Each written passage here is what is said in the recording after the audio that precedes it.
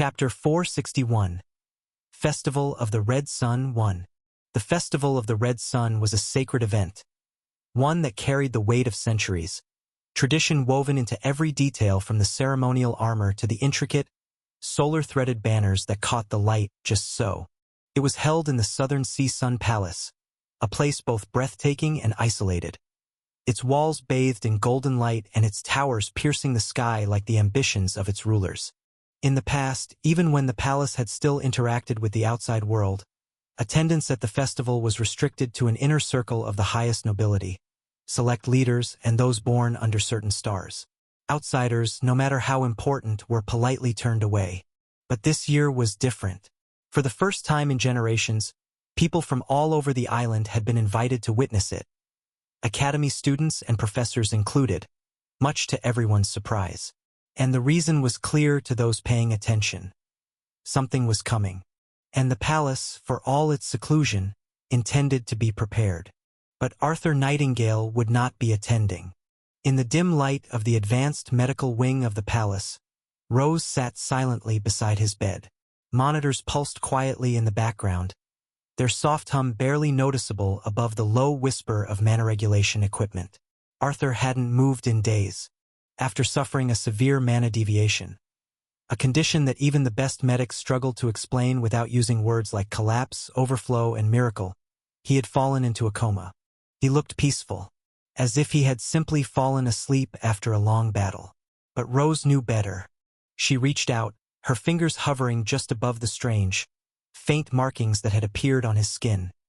Silvery patterns that shifted slightly when viewed from different angles, like light moving across water. The medics claimed they were a side effect of the mana purification process. Rose wasn't convinced. "They still don't know what happened to you, do they?" she whispered, her voice barely disturbing the air. "Or they do, and they're not telling us." Arthur had always carried more than his share. In the well of miasma, he had gone beyond his limits, emerging stronger, yes, but changed. His swordsmanship was no longer something that could be described in simple terms. It had become something refined, efficient, and absolute.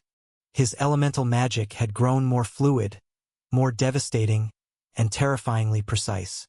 His bond with his lich, his mastery of martial arts, even the way his gifts responded to him, they had all reached levels that didn't seem fair. And yet, here he was, unmoving, vulnerable. Rose sat with her hands clasped tightly together, her eyes fixed on him. She remembered the helplessness she'd felt, watching him push forward again and again, taking risks none of them could afford to take, simply because someone had to. She had trained. After the seal on her gift was removed, she had thrown herself into her growth with single-minded focus. Her progress had been astonishing. She could now stand shoulder to shoulder with the strongest of their generation. But still, the distance between her and Arthur felt impossibly wide. It wasn't jealousy. It was something deeper, a quiet, aching sense that she should be doing more, that they all should. Arthur couldn't keep carrying the world on his own. He had already done too much. And if this coma was what it took for them to understand that, then maybe it was time they acted like it. She leaned forward and gently brushed her lips against his forehead. "Get well soon," she whispered, not as a plea but a promise. Her smart watch vibrated against her wrist, the silent alarm she'd set. It was time. Rose rose to her feet, sparing Arthur one last look before turning toward the door. There was no time to wait. The festival was beginning, and with it, a turning point. Whether they were ready or not, the world was moving. And this time they would move with it. The Festival of the Red Sun officially began at sunset, when the Red Sun itself, that strange celestial body unique to the island, seemed to hang directly over the highest tower of the palace. As the sun's crimson light bathed the entire structure, the massive ruby crystals embedded throughout the palace's architecture ignited with answering light, creating a cascade of blood-red illumination that was both beautiful and unsettling. Rose stepped out into the central courtyard, momentarily breathless at the spectacle unfolding around her. The normally austere palace had been transformed into a wonderland of light and sound and scent. Massive flower arrangements, all in shades of red, orange, and gold, adorned every corner, their heady perfume mingling with the smoke from ceremonial incense burners crafted in the shape of ancient sun deities. Floating lanterns drifted upward into the darkening sky, thousands of them creating a second, man-made constellation above the palace grounds. The courtyard itself had been divided into different ritual spaces, each representing one of the 7 traditional aspects of the Red Sun's power: rebirth, judgment, harvest, war, love, and magic.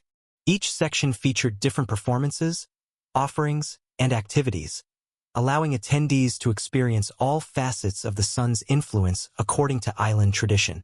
Impressive, isn't it? Serafina appeared beside her, dressed in a formal robe of midnight blue embroidered with silver constellations, a striking contrast to the sea of red and gold around them. It's more than I expected, Rose admitted, accepting a small cup of sun-blessed wine from a passing acolyte. The liquid inside glowed faintly, infused with some manner of luminescent herb. Together, they moved deeper into the festivities. In the rebirth section, young children were being blessed by priests in white and gold, their foreheads marked with symbols meant to ensure long and fortunate lives. In the harvest section, tables groaned under the weight of exotic fruits, breads, and sweets, all freely offered to guests as a symbol of abundance.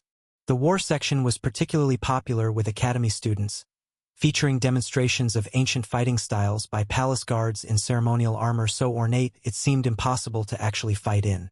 Rose noticed several of their classmates watching intently, no doubt mentally cataloging techniques they might adapt for their own use. Professor Nero seems to be enjoying himself, Serafina observed, nodding toward their tactics instructor who was deep in conversation.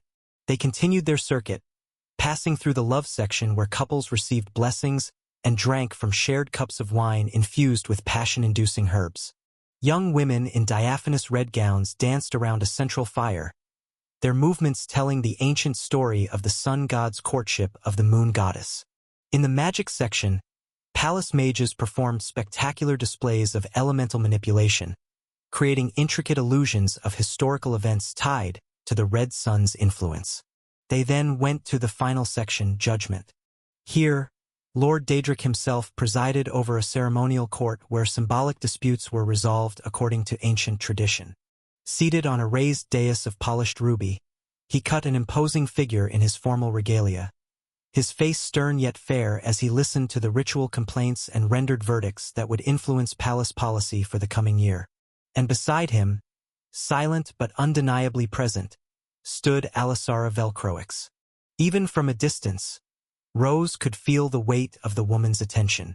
She was exquisite in a gown that seemed to be woven from living flame, her pink hair adorned with ornaments of gold and ruby that caught the light with every slight movement. Her eyes, that peculiar shade of cyan with hints of green, swept over the crowd with casual authority. "She's watching us," Rose said softly. "She's watching everyone," Serafina corrected, though her posture subtly stiffened. "It's her role. Have you seen the others?" Rose asked as they paused near an elaborate ice sculpture of the palace itself, the frozen creation somehow withstanding the warmth of the evening. "Rachel is at the martial demonstration in the war section," Serafina replied. "Cecilia was sampling every food in the harvest section last I saw. Lucifer is." She scanned the crowd. "There, near the astronomy display. And Ciola is likely avoiding the crowds entirely." Rose nodded, unsurprised. They had all agreed to appear casual, to participate in the festival as ordinary attendees would, while maintaining awareness of their surroundings and each other's positions. As the evening progressed, they made their way to the massive Star Garden, a normally restricted area opened only during the festival, where rare night-blooming flowers captured and reflected starlight in mesmerizing patterns. The garden was arranged to mirror the major constellations, with pools of water strategically placed to double the celestial effect. "It's almost time for the sun descent ritual," Serafina noted, checking the delicate timepiece hidden in her sleeve. "They'll be moving to the inner sanctum soon." The sun descent was the central ceremony of the festival, the moment when Lord Daedric and his inner circle would retreat to a private chamber to perform rituals too sacred for public viewing. It was said that during this time, The fate of the island for the coming year was determined through communion with the spirit of the Red Sun itself. It was also the moment when security would be most focused on the ritual chambers, leaving other areas of the palace, including the restricted archives, with minimal coverage. "There's Rachel," Rose said, spotting their friend moving purposefully through the crowd toward them. Before they could discuss further, a series of deep, resonant gongs rang out across the palace grounds. The sun descent ceremony was about to begin. All around them, the crowd began to shift, moving toward the central plaza where Lord Daedric would make his procession to the inner sanctum. "It's time," Seraphina said quietly. "Let's go," Rose said simply. Chapter 462. Festival of the Red Sun, 2. Dia Solaran stood beside her father like a decorative lamp, expensive, well-polished, and entirely for show. The Festival of the Red Sun was in full swing, all firelight and ceremonial fanfare, the kind of event where everyone smiled too much and nobody said what they were actually thinking. She was the princess of the palace, which apparently meant she was also property. Important property, yes, but only in the way a ceremonial blade is important, never meant to be drawn, only displayed. So they made her look the part. The stylists had worked on her like she was a malfunctioning android, adjusting this, smoothing that, painting her up until her own reflection felt like a stranger's face. Her ceremonial dress, layers upon layers of crimson and gold silk, had been designed specifically for this occasion. Each fold and pattern imbued with meaning she had been required to memorize. The jewels at her throat and wrists were ancient relics of the Solaran line, heavy with both physical and symbolic weight. Even her hair had been sculpted into an elaborate arrangement, golden pins and ruby combs holding it in place so tightly her scalp ached. She was elegant, poised, and empty. Pretty doll. Ready to be admired, maybe married off, definitely not asked what she actually wanted. Dia swallowed back her thoughts. The disgust curled in her stomach, but there was no room for rebellion. Not here. Not now. Her father ruled this island with the kind of absolute control only an immortal ranker could afford. He didn't bark orders. He just existed, and everything around him moved into place. The worst part, she thought as she maintained her perfect posture, was that part of her had become accustomed to it. Sometimes she caught herself taking pride in how well she performed her role. The gracious princess, the perfect daughter. It was a peculiar kind of self-betrayal, to be both cage and captive at once. She glanced sideways at her father, still speaking. Something ceremonial, something political. The words passed through her ears without leaving any trace. She had learned early that paying attention to such speeches only made them more unbearable. She let her gaze drift past the rows of nobles and foreign guests, past the palace elites with their calculated smiles, past the academy professors with their scholarly dignity, until it caught again on a familiar figure. Lucifer Windward, Northern Continent royalty, and more importantly, real royalty.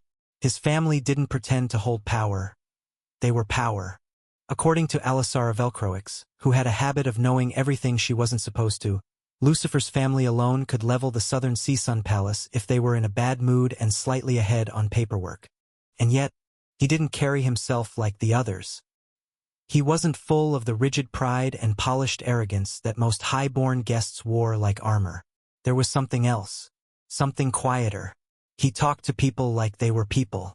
Unlike her, he was dressed simply. Though his clothes were undoubtedly expensive, they didn't scream for attention. His blonde hair fell casually across his forehead, and he wore no ornaments save for a single ring that marked his royal status. He didn't need embellishment to command respect. Something in her chest tightened as she watched him move through the crowd with easy confidence.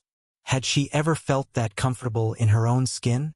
That free to simply be, rather than perform? Dia realized she was staring again. She tensed, glanced at her father, still talking, and slipped away. No one stopped her. Her father didn't even blink. He never did, unless it was politically necessary. She weaved through the crowd, the sheer fabric overlaying her ceremonial dress catching faint sparks of light from the floating orbs above. Several guests attempted to engage her in conversation, the usual flattery and veiled probing for information, but she deflected with practiced ease, the social graces so deeply ingrained she could deploy them without conscious thought.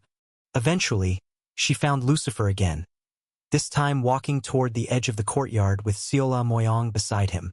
The Moyong's old family, Eastern continent, dangerous in that quiet, scholarly way, and powerful, at least as powerful as the palace, possibly more.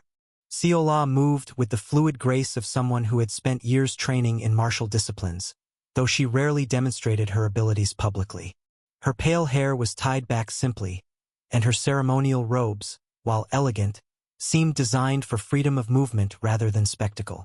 Something about the way they walked, purposeful, slightly hurried, triggered Dia's instincts. They weren't simply seeking fresh air or a quieter space. They were going somewhere. Dia stepped in front of them, her posture regal, her voice sharp. "What are you two sneaking off to do?" she asked, arms crossed, the heavy bracelets at her wrists clinking softly. They paused. Lucifer looked surprised. Seola blinked once. Dia narrowed her golden eyes, an inheritance from her father that she had never quite reconciled with. They were beautiful, yes, but they were also his, a constant reminder of who she was. "A secret makeout spot, is it?" she said, more accusation than question. The irreverence in her tone a small rebellion against the formal atmosphere of the festival. Seola's mouth twitched like she was holding back a grimace. Lucifer looked like someone had just accused him of kissing a brick wall. "No," he said flatly. "Absolutely not," Seola added, in a tone usually reserved for correcting laboratory errors. Lucifer leaned in slightly. "We have something important to handle." Dia raised an eyebrow. "And you're telling me this because?" Her tone didn't quite hide the bitterness. "In case you forgot, I'm the daughter of the man who owns this island. I'm practically part of the decor." Lucifer met her gaze calmly. "Because I trust you." The words landed like a stone dropped in still water. Simple, direct, and impossible to ignore. Dia didn't answer immediately. Her mind twisted around the statement like it was some kind of puzzle. Trust? That wasn't a thing people gave her. Not without angles, leverage, plans. But Lucifer had said it so plainly, as if it was obvious. For a moment, she wanted to walk away, pretend she hadn't heard it, keep playing the part her father wrote for her. But then again, dolls didn't get trusted. Dolls didn't make choices. "I'm coming with you," she said at last. Lucifer gave a single nod. Seola didn't object. And just like that, Dia Solarin took her first step off the display shelf. They moved through the less populated corridors of the palace, avoiding the main celebratory areas.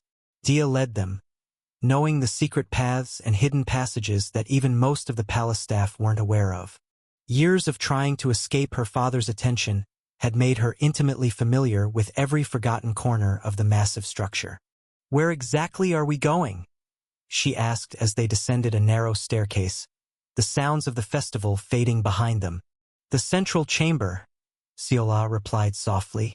"Beneath the central courtyard." Dia nearly stopped in her tracks. "Those are sealed by royal decree. Even I don't have access." "We know," Lucifer said simply. 1,000 questions raced through Dia's mind, but she asked none of them. Part of her, the proper princess, the dutiful daughter, screamed that she should turn back immediately, that she was betraying her father, her position, everything she was supposed to represent. But another part, a part she usually kept buried beneath layers of compliance, whispered, "Aren't you curious?" As they walked, Dia found herself increasingly aware of Lucifer's presence beside her. The steady rhythm of his footsteps, the occasional brush of his sleeve against hers when the corridor narrowed, the scent of something crisp and cool like winter air that seemed to surround him despite the warmth of the festival night. "Why are you doing this?" he asked suddenly, his voice low enough that only she could hear. The question caught her off guard. Why was she doing this? Breaking rules she'd never dared break before. Risking her father's displeasure, potentially endangering herself? "I don't know," she admitted, surprising herself with the honesty. "I just needed to." Lucifer studied her face for a moment, his expression unreadable. Then he nodded, as if her answer made perfect sense. A patrol of palace guards passed by, discussing the festival duties with bored familiarity. None of them glanced toward the alcove. When they had passed, Dia released a breath she hadn't realized she was holding. "They'll circle back in about 10 minutes, she whispered. "We need to move quickly." As they slipped from the alcove, Lucifer's hand briefly caught hers, squeezing once in what might have been gratitude or reassurance before letting go. The brief contact sent an unexpected thrill up her arm, leaving her momentarily flustered. "Focus," she chided herself. Whatever this strange feeling was, she could examine it later. They continued through the palace's labyrinthine lower levels, the opulence of the upper floors gradually giving way to more utilitarian designs. The air grew cooler, the lighting dimmer. Few ventured this deep unless they had specific business in the archives or storerooms. "What exactly are you looking for?" Dia asked as they approached the entrance to the central courtyard. "Information," Seola said, "about something that happened to a friend." "Arthur Nightingale," Lucifer added, watching Dia carefully. The name triggered recognition. "The academy student who went into mana deviation? The one they're keeping isolated in the medical wing." Lucifer nodded. "He found something here. Something important enough that he was willing to fight his way in." Dia frowned, pieces clicking together in her mind. The security breach. That was him? "Yes," Seola confirmed. They reached the final corridor leading to the restricted archives. A massive door of black metal stood at the end, inscribed with ancient symbols that pulsed faintly with suppression magic. "I can't get you through that," Dia said, eyeing the door warily. "It's keyed to my father's mana signature and Alisara's." "We have another way," Lucifer replied, exchanging a glance with Seola. As they discussed the technical aspects of bypassing the security, Dia found herself watching Lucifer's profile in the dim light. The determined set of his jaw, the intelligence in his eyes, the way he considered everyone's input without ego or dismissal. These were qualities she rarely saw in the people who surrounded her father. And suddenly, a question crashed into her consciousness. Why am I really here? Was it curiosity? Rebellion? A desire to feel useful for once? Or was it something else entirely? Her gaze lingered on Lucifer, on his quiet confidence, his inherent freedom, his ability to choose his own path despite being born to privilege just as she was.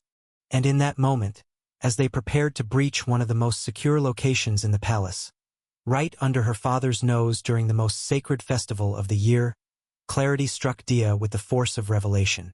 It wasn't about the archives or Arthur Nightingale or even the thrill of breaking rules. It was about what Lucifer represented, the freedom to be more than a carefully arranged piece on someone else's board. The possibility that she too could make choices that mattered, take risks that weren't calculated, live a life that wasn't scripted down to the last gesture. The realization stole her breath, leaving her momentarily dizzy with its implications. If she could do this, truly do this, not just play at rebellion before returning to her gilded cage, what else might be possible? What else might she be? "Daya?" Lucifer's voice broke through her thoughts. "Are you with us?"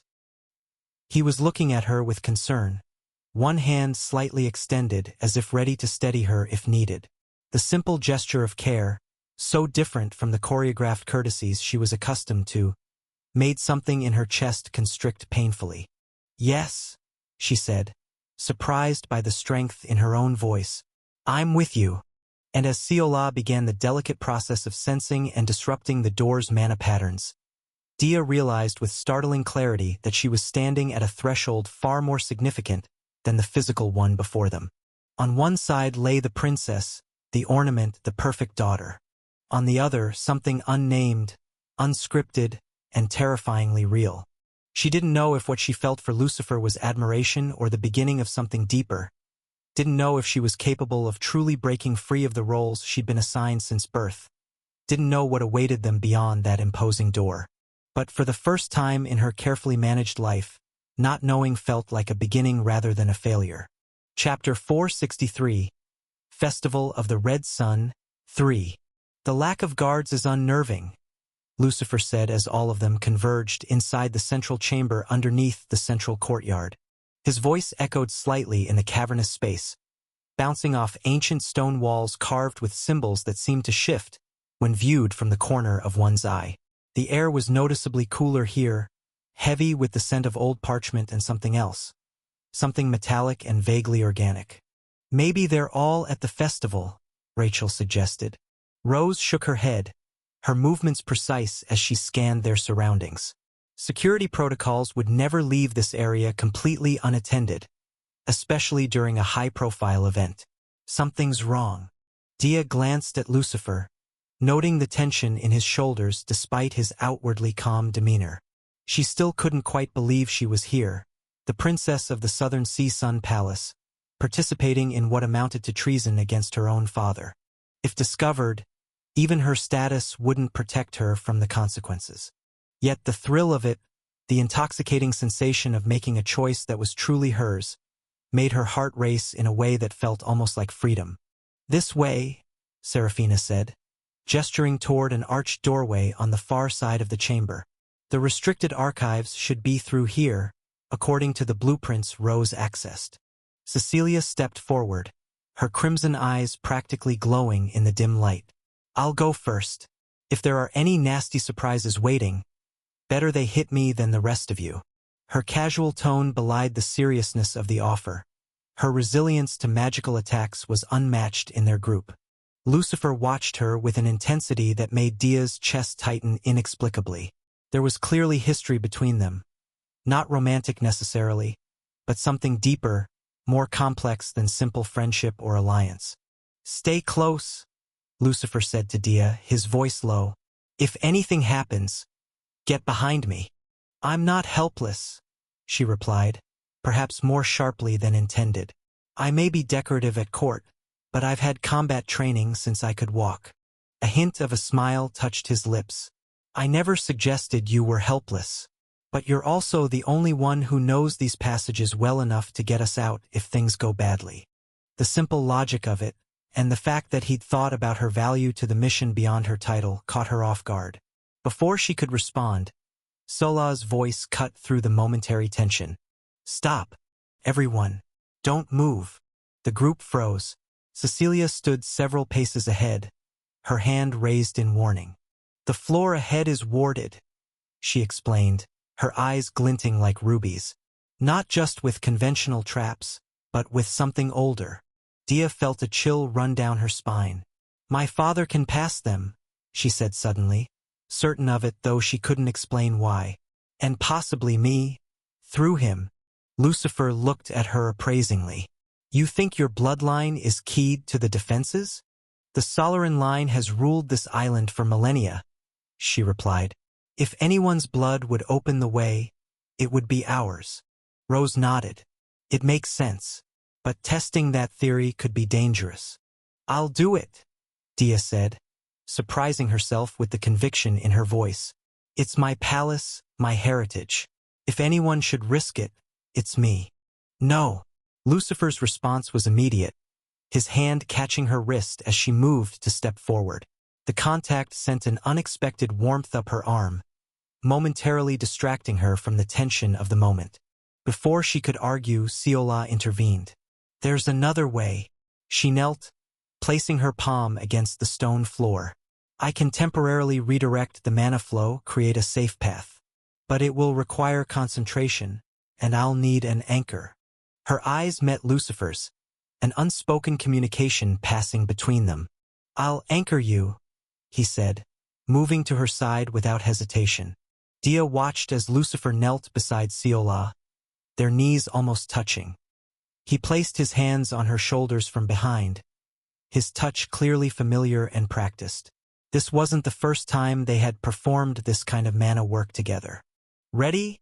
he asked, his voice softening in a way Dia hadn't heard before. Cecilia nodded, her eyes closing in concentration. "Don't let go," she whispered. "No matter what happens." "I won't," he promised. And there was something in that simple assurance that spoke of shared history, of trust forged in circumstances Dia couldn't begin to imagine. As Cecilia began channeling mana, the air around them grew heavy with power. Faint lines of red light emerged from beneath her palm, spreading outward in intricate patterns across the floor. Sweat beaded on her forehead, her breathing becoming labored as she fought against ancient defenses designed to resist precisely this kind of manipulation. Lucifer remained steady behind her, his own eyes closed in concentration as he fed his mana into her efforts, stabilizing her as she worked. The connection between them was almost tangible, two distinct energies flowing together in perfect harmony. Dia found herself unable to look away, captivated not just by the display of magical prowess but by the intimacy of it. There was something beautiful and painful about witnessing such perfect synchronization between two people, especially when one of them had begun to occupy her thoughts in ways she wasn't ready to examine. After what seemed like an eternity but was probably only minutes, Cecilia gasped and opened her eyes. "It's done," she said, her voice strained. "There's a path now, but it won't last long.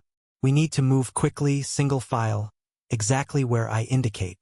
One by one, they crossed the trapped section of the chamber, following Cecilia's careful guidance.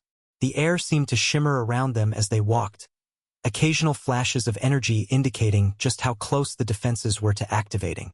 Dia found herself directly behind Lucifer, close enough to note the subtle tension in his back as he moved with practiced caution.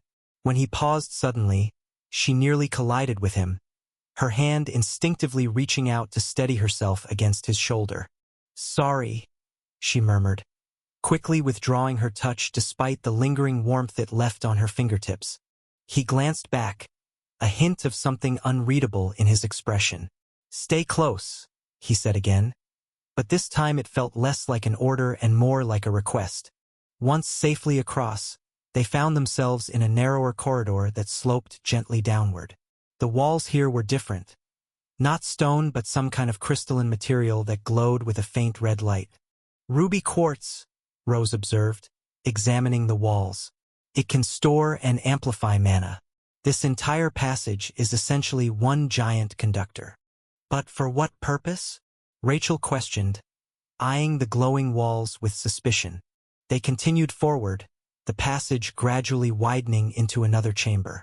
This one was circular, with 6 doorways spaced evenly around its perimeter. In the center stood a stone dais inscribed with symbols that looked older than any language Dia had ever studied. "Great!" Cecilia sighed dramatically. "A choice of 6 equally ominous doors. How wonderfully cliché." "It's not a choice," Serafina said, studying the inscriptions on the dais. "It's a test. Each door represents one of the 7 aspects of the Red Sun.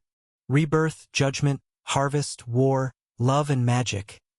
Dia recited automatically, the knowledge ingrained through years of ceremonial education. The sacred aspects celebrated during the festival. Lucifer looked at her with newfound respect. "Do you know which door corresponds to which aspect?" Dia studied the doorways more carefully. Each was marked with a subtle symbol above its arch, symbols that matched those displayed throughout the festival grounds. "I think so," she said, moving closer to the dais. "But why does it matter? Which one leads us to the destination?" "None of them directly," Rachel said, her perception enhanced as she traced the mana flows. "This is another security measure. Choose the wrong door, and—" She didn't need to finish the thought. "So which is the right one?" Rachel asked impatiently. Dia closed her eyes, thinking back to her lessons, to the ancient texts about the Red Sun's origins. "Magic," she said finally, opening her eyes and pointing to the 4th doorway from where they stood. "It has to be magic."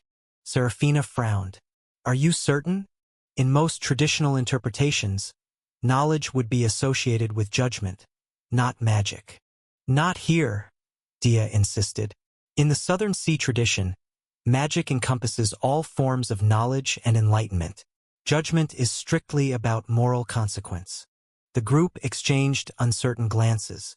"I trust her," Lucifer said simply, his eyes meeting Dia's with unexpected warmth. "She knows this place, these traditions, better than any of us." His confidence in her sent a flutter through her chest that had nothing to do with the danger they faced. It was strange how the opinion of this foreign prince suddenly mattered more than all the approval she'd ever sought from her father. "Then magic it is," Rose decided, gesturing for Cecilia to take the lead once more. As they approached the doorway Dia had indicated, the ruby quartz walls pulsed more intensely, the red glow deepening until it resembled freshly spilled blood. The air grew warmer, charged with energy that made the hairs on Dia's arms stand on end. "Something's happening," Ciola warned, her voice tight. "The mana currents are accelerating, converging ahead of us." They passed through the doorway into a vast chamber unlike anything Dia had ever seen within the palace. The ceiling soared high above them, a dome of the same ruby quartz that now blazed with light. The floor was black marble, so polished it reflected the red glow like a still lake at sunset. And in the center of it all stood a raised platform of white stone, upon which rested what appeared to be a sarcophagus made entirely of crystal that contained a figure. Rachel was the first to approach, weapon drawn despite the lack of visible threats. "What is this place?" They moved closer to the crystal sarcophagus, their steps echoing in the cavernous space. As they drew near, the details of the figure inside became clearer. A man, or something that had once been a man. His skin pale as death but traversed by a network of veins that pulsed with the same red light that filled the chamber. And as they watched, frozen in shock and growing terror, the vampire monarch's eyes snapped open, revealing irises of such deep, burning crimson they seemed to hold the essence of the red sun itself. His gaze locked directly on them, ancient and hungry and fully aware of their presence. And then, impossibly, horrifyingly, his lips curved into a smile. Chapter 464. Festival of the Red Sun. 4. I woke up to the soft hiss of filtered air and the distant rhythm of a mana monitor. The ceiling above me was a dull off-white, the kind you only ever saw in hospitals or places where comfort was an afterthought. My body felt heavy, like someone had poured molten lead into my veins and forgot to drain it out. Every breath I took felt wrong, too controlled, like the room itself was making sure I didn't forget I wasn't in charge right now. It took a moment to sit up, a long one. My hands were shaking, and my vision swam with static. But I pushed through. I had to. Then it came back. The way the mana inside me had twisted, spiraled, snapped, and how I'd lost control. No, not just lost it, unleashed it. And they were there. Rachel, Cecilia, Serafina, Rose. I saw their faces. I felt their fear. Because of me. "Damn it," I muttered, my voice hoarse and dry. "You were trying to protect them." A voice echoed gently in my mind. I blinked. Luna. She was always there, even when I tried to forget. Even when I didn't deserve her. "You saw what I did. What I almost did. Don't try to coddle me. You lost control, yes, but you didn't give in. You held on at the last second. That matters, Arthur." I sighed and stared down at my hands. They were mine, but I didn't feel like me. I should have handled it better. I should have, trained more, held back. Anything but that. Anything but turning on the people I love. The words burned coming out. I hadn't said it aloud before, not even to myself. But it was true. I loved them, all four of them, and I'd nearly destroyed everything. I leaned back against the bed, letting the silence press down on me. And for once, I let myself breathe. I wasn't dead. I hadn't killed anyone. That was something. Not much, but something. I took another breath. Then I swung my legs over the side of the bed and slowly stood. Unsteady but upright. A few more minutes and I could. The door slid open with a soft hiss. Alisara Velcroix stepped inside. She looked exactly how I remembered her. Calm. Immaculate. Perfect posture, measured steps. That subtle scent of cold metal and starflowers followed her like a memory. And as always, those eyes too sharp, too familiar. I stiffened instantly. "What do you want?"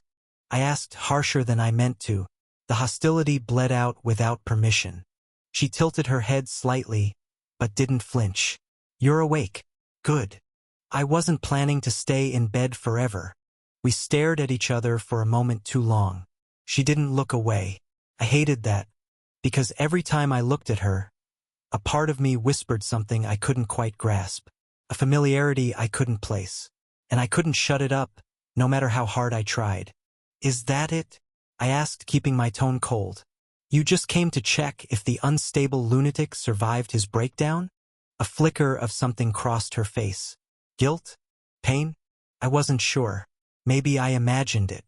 No, she said, voice quieter now. I came to ask you something. I didn't move. Come to the festival, she said. No sarcasm. No games. Just words. I blinked. What? I want you to come with me. Just come. Her voice wasn't commanding. It was genuine, almost unsure. That threw me off more than anything. No, I said automatically, but it came out weak. I wanted to say more. Wanted to push her away. Keep that distance. Pretend she wasn't who I feared she might be. But my throat closed around the words. She looked at me, really looked. And for the first time, I couldn't see the sharp Velcroix brilliance or the calculated daughter of high nobility. I just saw a girl asking someone not to leave her behind. I let out a breath I didn't know I was holding. Fine, I said quietly. She smiled. And I hated that I didn't regret it. The Festival of the Red Sun transformed the Southern Sea Palace into something otherworldly. A place where reality felt thinner, where the boundaries between the mundane and the mystical blurred into ruby-tinged twilight. Lanterns floated overhead like captive stars, and the air was heavy with incense and anticipation. I shouldn't have been there. The medical staff had protested vehemently when Alisara arrived with formal attire for me, a suit of deep crimson and black that matched her own ensemble far too perfectly to be coincidence. But no one, not even the head physician, could overrule the chief advisor to Lord Daedric. So here I was, walking beside her through the central courtyard, my body still aching from the mana deviation, my mind clouded with questions I couldn't voice. You should try this, Alisara said, offering me a small cup filled with something that glowed faintly golden. Sun-blessed wine. It's only served during the festival. I hesitated, then took it, our fingers brushing briefly in the exchange. The contact sent an uncomfortable jolt through me. Not unpleasant, exactly, but disorienting. Like déjà vu but stronger. It won't poison you, she added with a hint of amusement. Though I'm flattered you think I'd need to resort to such methods. That's not what I was thinking, I replied, taking a small sip. The wine was unlike anything I'd tasted before. Warm honey and distant spices, with an aftertaste like sunlight breaking through storm clouds. I felt my tense muscles relax slightly as the liquid's subtle mana infusion worked through my system. What were you thinking, then? Alisara asked, her cyan eyes studying me with that unsettling intensity that always made me feel exposed. I looked away, scanning the crowd instinctively. I was wondering where my friends are. A shadow passed briefly over her face, so quickly I might have imagined it. The academy students have their own section for the festivities, she said smoothly. We can find them later if you'd like. But first, there's something I want to show you. Before I could press further, she led me toward a performance area where dancers in flame-colored silks moved in hypnotic patterns around a central fire. Their movements told a story, the ancient myth of the Red Sun's creation, how it had been torn from the sky by jealous gods and shattered into 7 aspects before being restored by a hero's sacrifice. Despite myself, I was captivated. The dancers moved with inhuman grace, their bodies bending and flowing in ways that suggested enhancement, either through training methods or actual physical modifications. In the academy, we'd studied various cultural expressions of mana manipulation, but I'd never seen it integrated so seamlessly with art. Beautiful, isn't it? Alisara murmured, standing close enough that I could feel the warmth of her presence against my arm. Yes, I admitted. It's impressive. The lead dancer is from a bloodline that has performed this ritual for over 700 years, she explained. The movements are passed down genetically, muscle memory encoded into their very DNA. I glanced at her, surprised. That's not possible. Genetic memory doesn't work that way. She smiled enigmatically. Many things are possible in the Southern Sea that the outside world considers impossible, Arthur. You of all people should understand that. There was something in the way she said my name, like she was tasting it, testing how it felt. It made me uneasy. I should find my friends, I said abruptly, taking a step back. They'll be worried about me. They know you're with me, Alisara replied, though something in her tone struck me as off. But if you're concerned about them, you can try your communicator. I reached for the device at my wrist, only to find it unresponsive. It's not working. I forgot to mention, communication devices are temporarily disabled during certain ceremonies. Security protocol. She gestured vaguely toward one of the palace towers. It's only within specific areas, though. If we move away from the main ritual grounds. I nodded, not entirely convinced but unwilling to make a scene. Lead the way. Instead of heading toward less crowded areas, however, Alisara guided me deeper into the palace complex, through corridors I'd never seen despite months of residing at the academy nearby. The festival crowds thinned, then disappeared entirely, until we were alone in a small garden enclosed by walls of living crystal that hummed faintly with mana. This should be far enough from the interference, she said, though she made no move to remind me to try my communicator again. Instead, she seated herself on a bench carved from what appeared to be a single massive ruby, patting the space beside her. Sit with me, Arthur. Please. I remained standing. What is this place? Chapter 465. Festival of the Red Sun. 5. The Star Garden. It's usually restricted to the royal family and their closest advisors. She looked up at the night sky, where the red sun hung like a baleful eye among the stars. But tonight, exceptions can be made. Reluctantly, I sat beside her, maintaining a careful distance. The crystal walls around us caught the moonlight and refracted it in patterns that reminded me uncomfortably of mana circuitry, the kind used in advanced containment systems. Why did you really bring me here, Alisara? She turned to face me fully, and something in her expression shifted, became more vulnerable, more human. Because I wanted to speak with you, alone, without the weight of our respective positions. What's that supposed to mean? It means I know who you are, Arthur. Who you really are. Her voice had dropped to barely above a whisper. And I think somewhere deep down you know who I am too. I felt a chill that had nothing to do with the night air. I don't know what you're talking about. Don't you? She reached out slowly, giving me time to pull away, and touched my face with fingertips that felt both alien and achingly familiar. There was someone in your past. Someone important. I'm sure of it. I jerked back as if burned, my heart hammering against my ribs. Stop it. You don't know anything about me. No? She agreed, lowering her hand. Perhaps not everything. Just as you don't know everything about who you once were. We've both been reshaped by time and circumstance. But the connections remain, Arthur.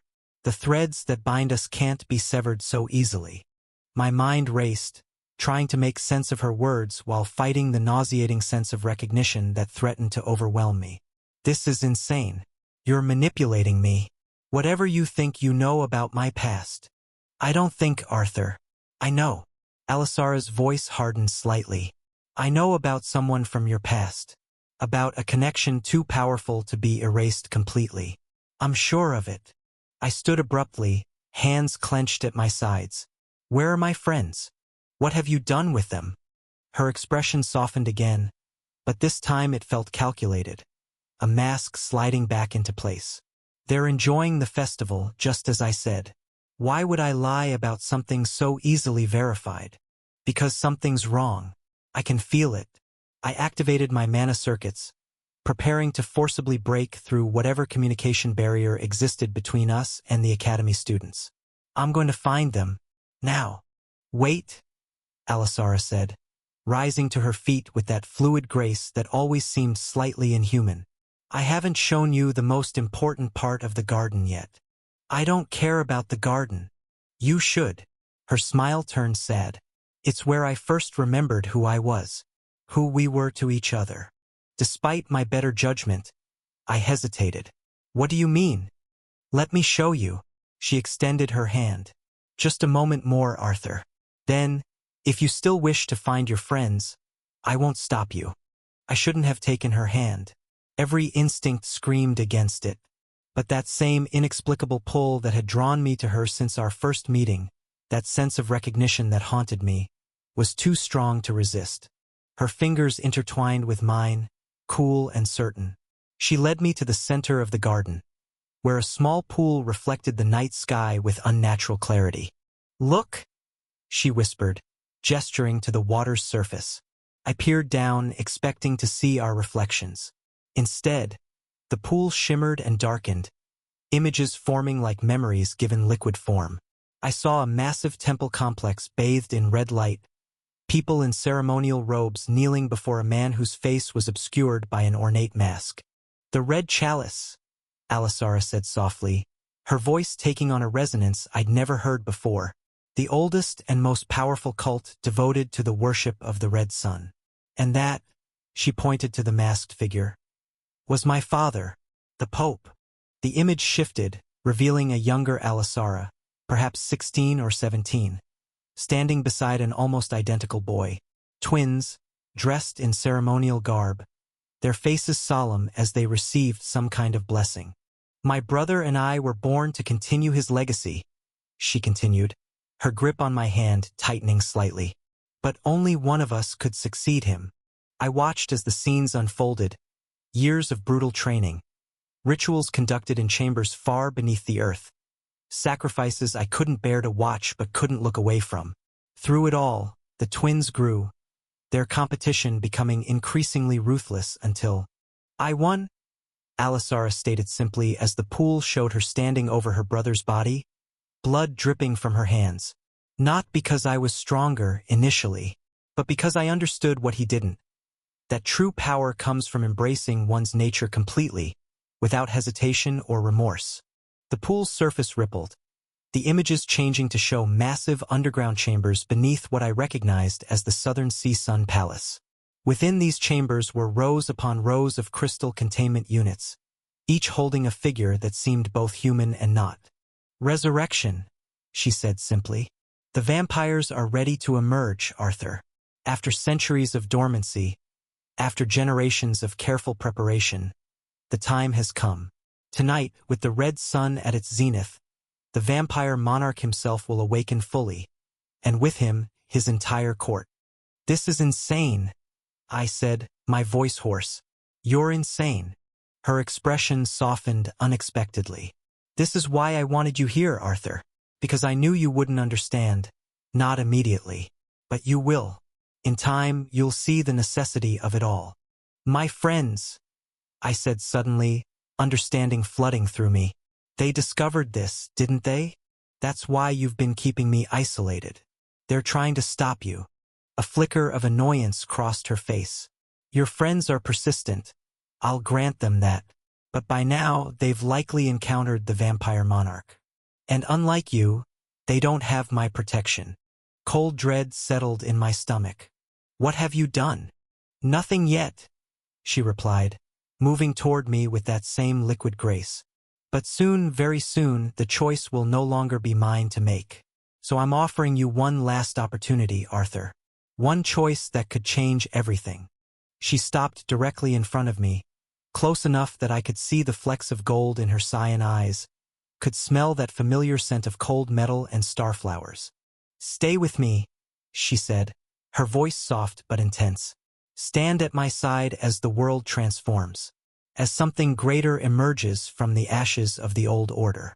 I can protect you, protect those you care for even, but only if you choose me." For one terrible moment, I almost considered it. Not because I believed her twisted vision, but because of that inexplicable pull between us, that sense that we were connected in ways I couldn't understand. But then I thought of Rachel, of Cecilia, of Rose and Serafina, of Callie and Reka, of my family in this world, of Lucifer and Jean, people who had stood by me, fought for me, believed in me. "No," I said, my voice growing stronger with each word. "I will never choose your side. Because whatever you think we were to each other in the past, you're not that person now. You're something else. Something twisted by power and ambition. Something fractured in her expression. A crack in the perfect mask she always wore. For the briefest moment, I saw genuine pain in her eyes, a vulnerability that seemed almost human.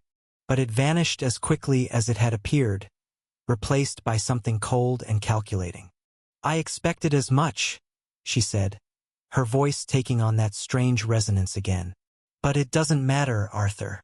Not really, because I don't actually need your willing cooperation." Her smile widened, and even now it was as pretty as ever. "I'll break you," she continued, her voice distorting, harmonics layering over each other until it barely sounded human. "I'll reshape you until you forget there was ever any choice at all. And in the end, you'll stand beside me willingly, because you'll no longer remember any other way to be." Crimson threads began to emerge from her skin. Not blood, but something more primal, more terrifying. They writhed like living things, reaching toward me with apparent hunger. I stumbled back, channeling what little mana I had left into a defensive barrier, but I knew it wouldn't be enough. Not against whatever Alisara had become. The threads surged forward, and were cut by a near-invisible sword strike. My heart calmed down as I recognized this power. It was my master, the martial king Magnus Drakkar. Chapter 466. Chaos 1. "Damn! I'm scared to death," Cecilia shouted, staggering back as the surge of pressure dissipated like the aftershocks of an earthquake. Her voice broke the stillness, but nobody laughed. No one even breathed. They were all too busy staring, eyes wide, lungs locked, brains refusing to process what stood ahead of them. "Is that?" Seraphina's voice was low, but not out of calm. No, hers was the voice of someone watching a god rise from its grave. The vampire monarch, Caladros von Noctis. A silence settled like a cold mist, heavy, suffocating. They all knew that name. Everyone in the room had been raised on the stories, fed the legends of the one who nearly brought about humanity's extinction. The vampire monarch, the nightmare that bled daylight, second only to the heavenly demon himself in power and infamy.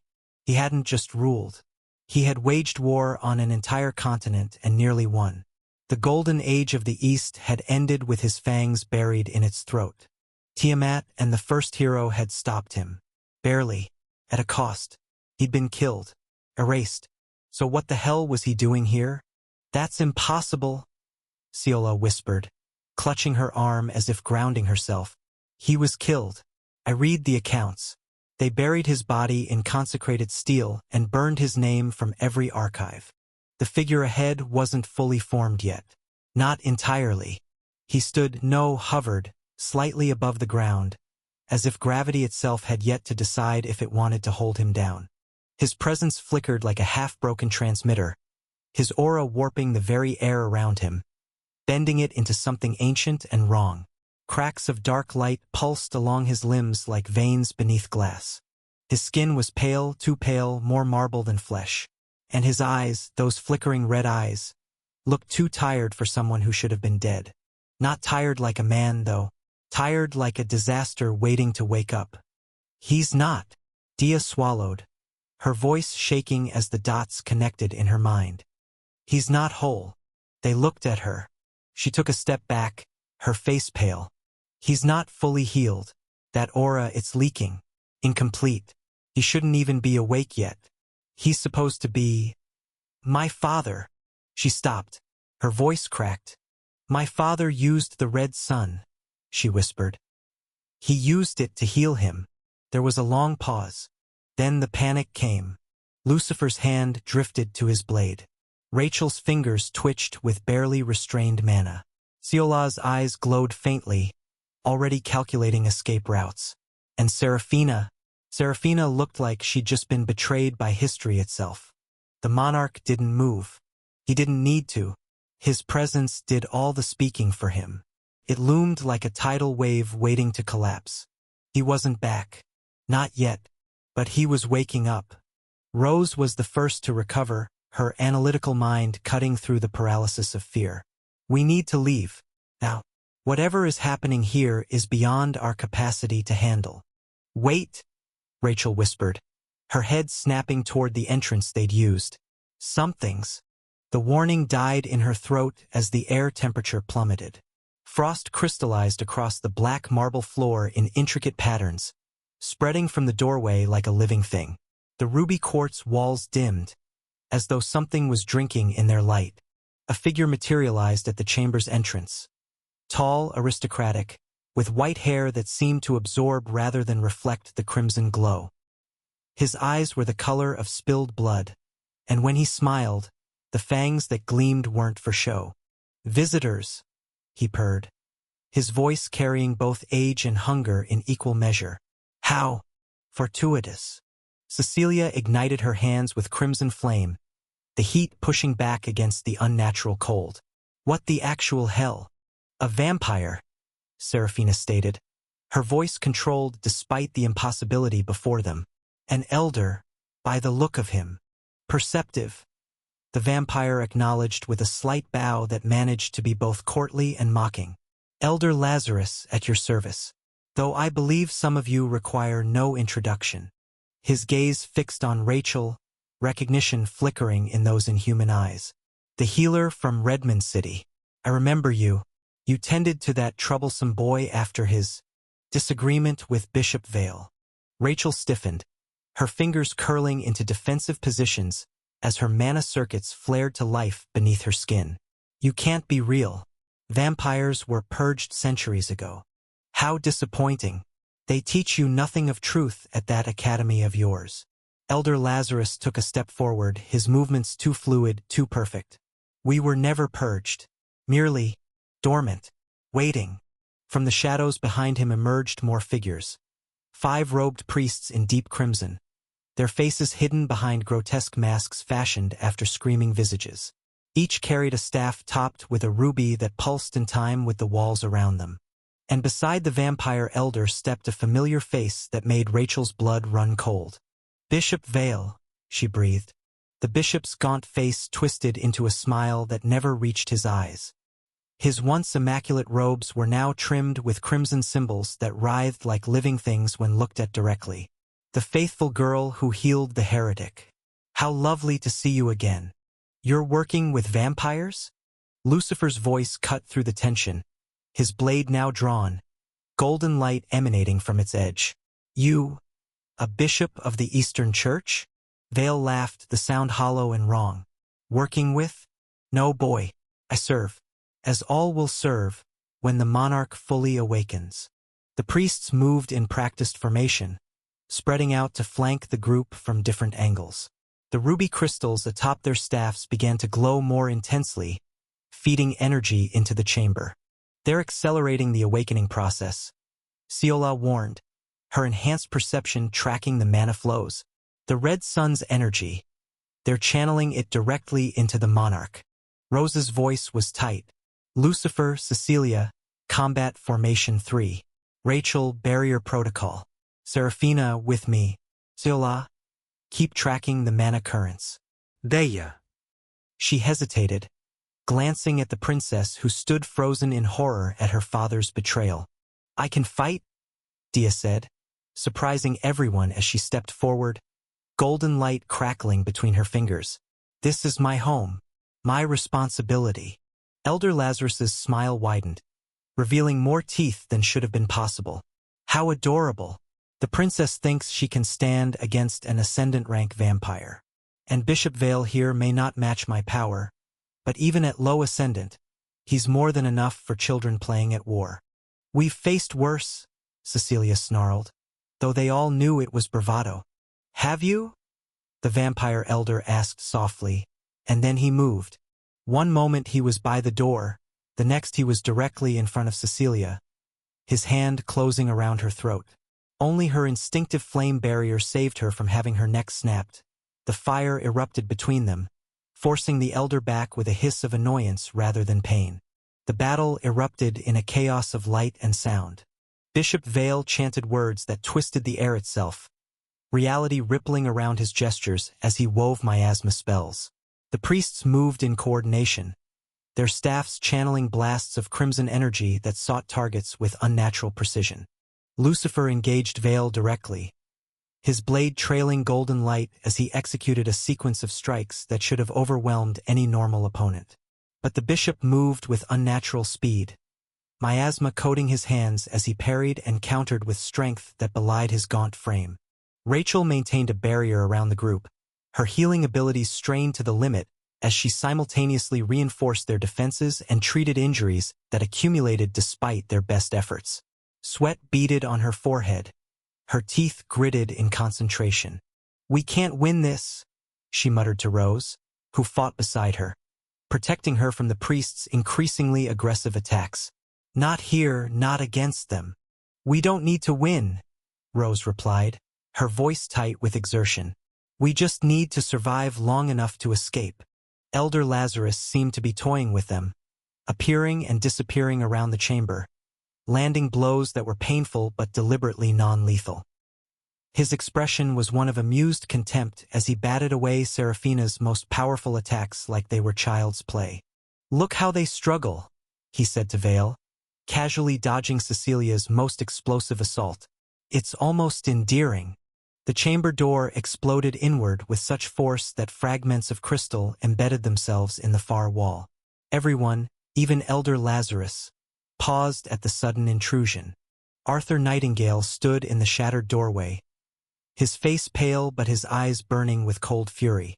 His mana signature, still weakened from his deviation, nevertheless pulsed with deadly intent.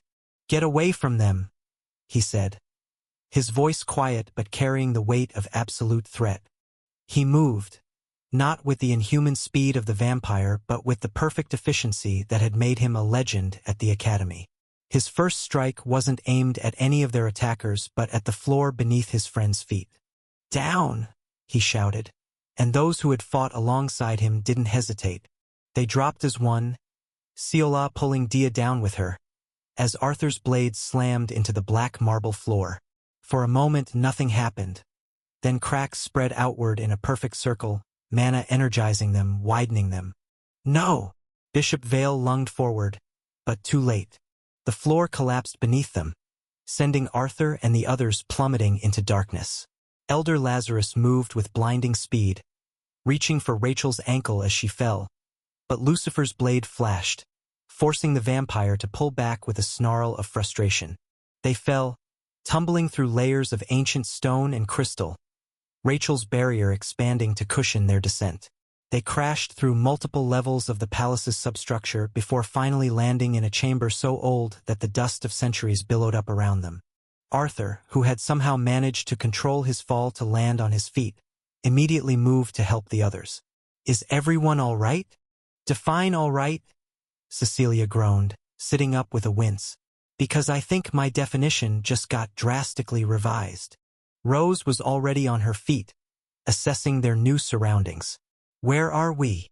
"Deeper," Dia said, her eyes scanning their surroundings.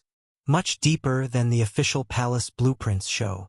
A distant rumbling from above reminded them of the danger they'd temporarily escaped.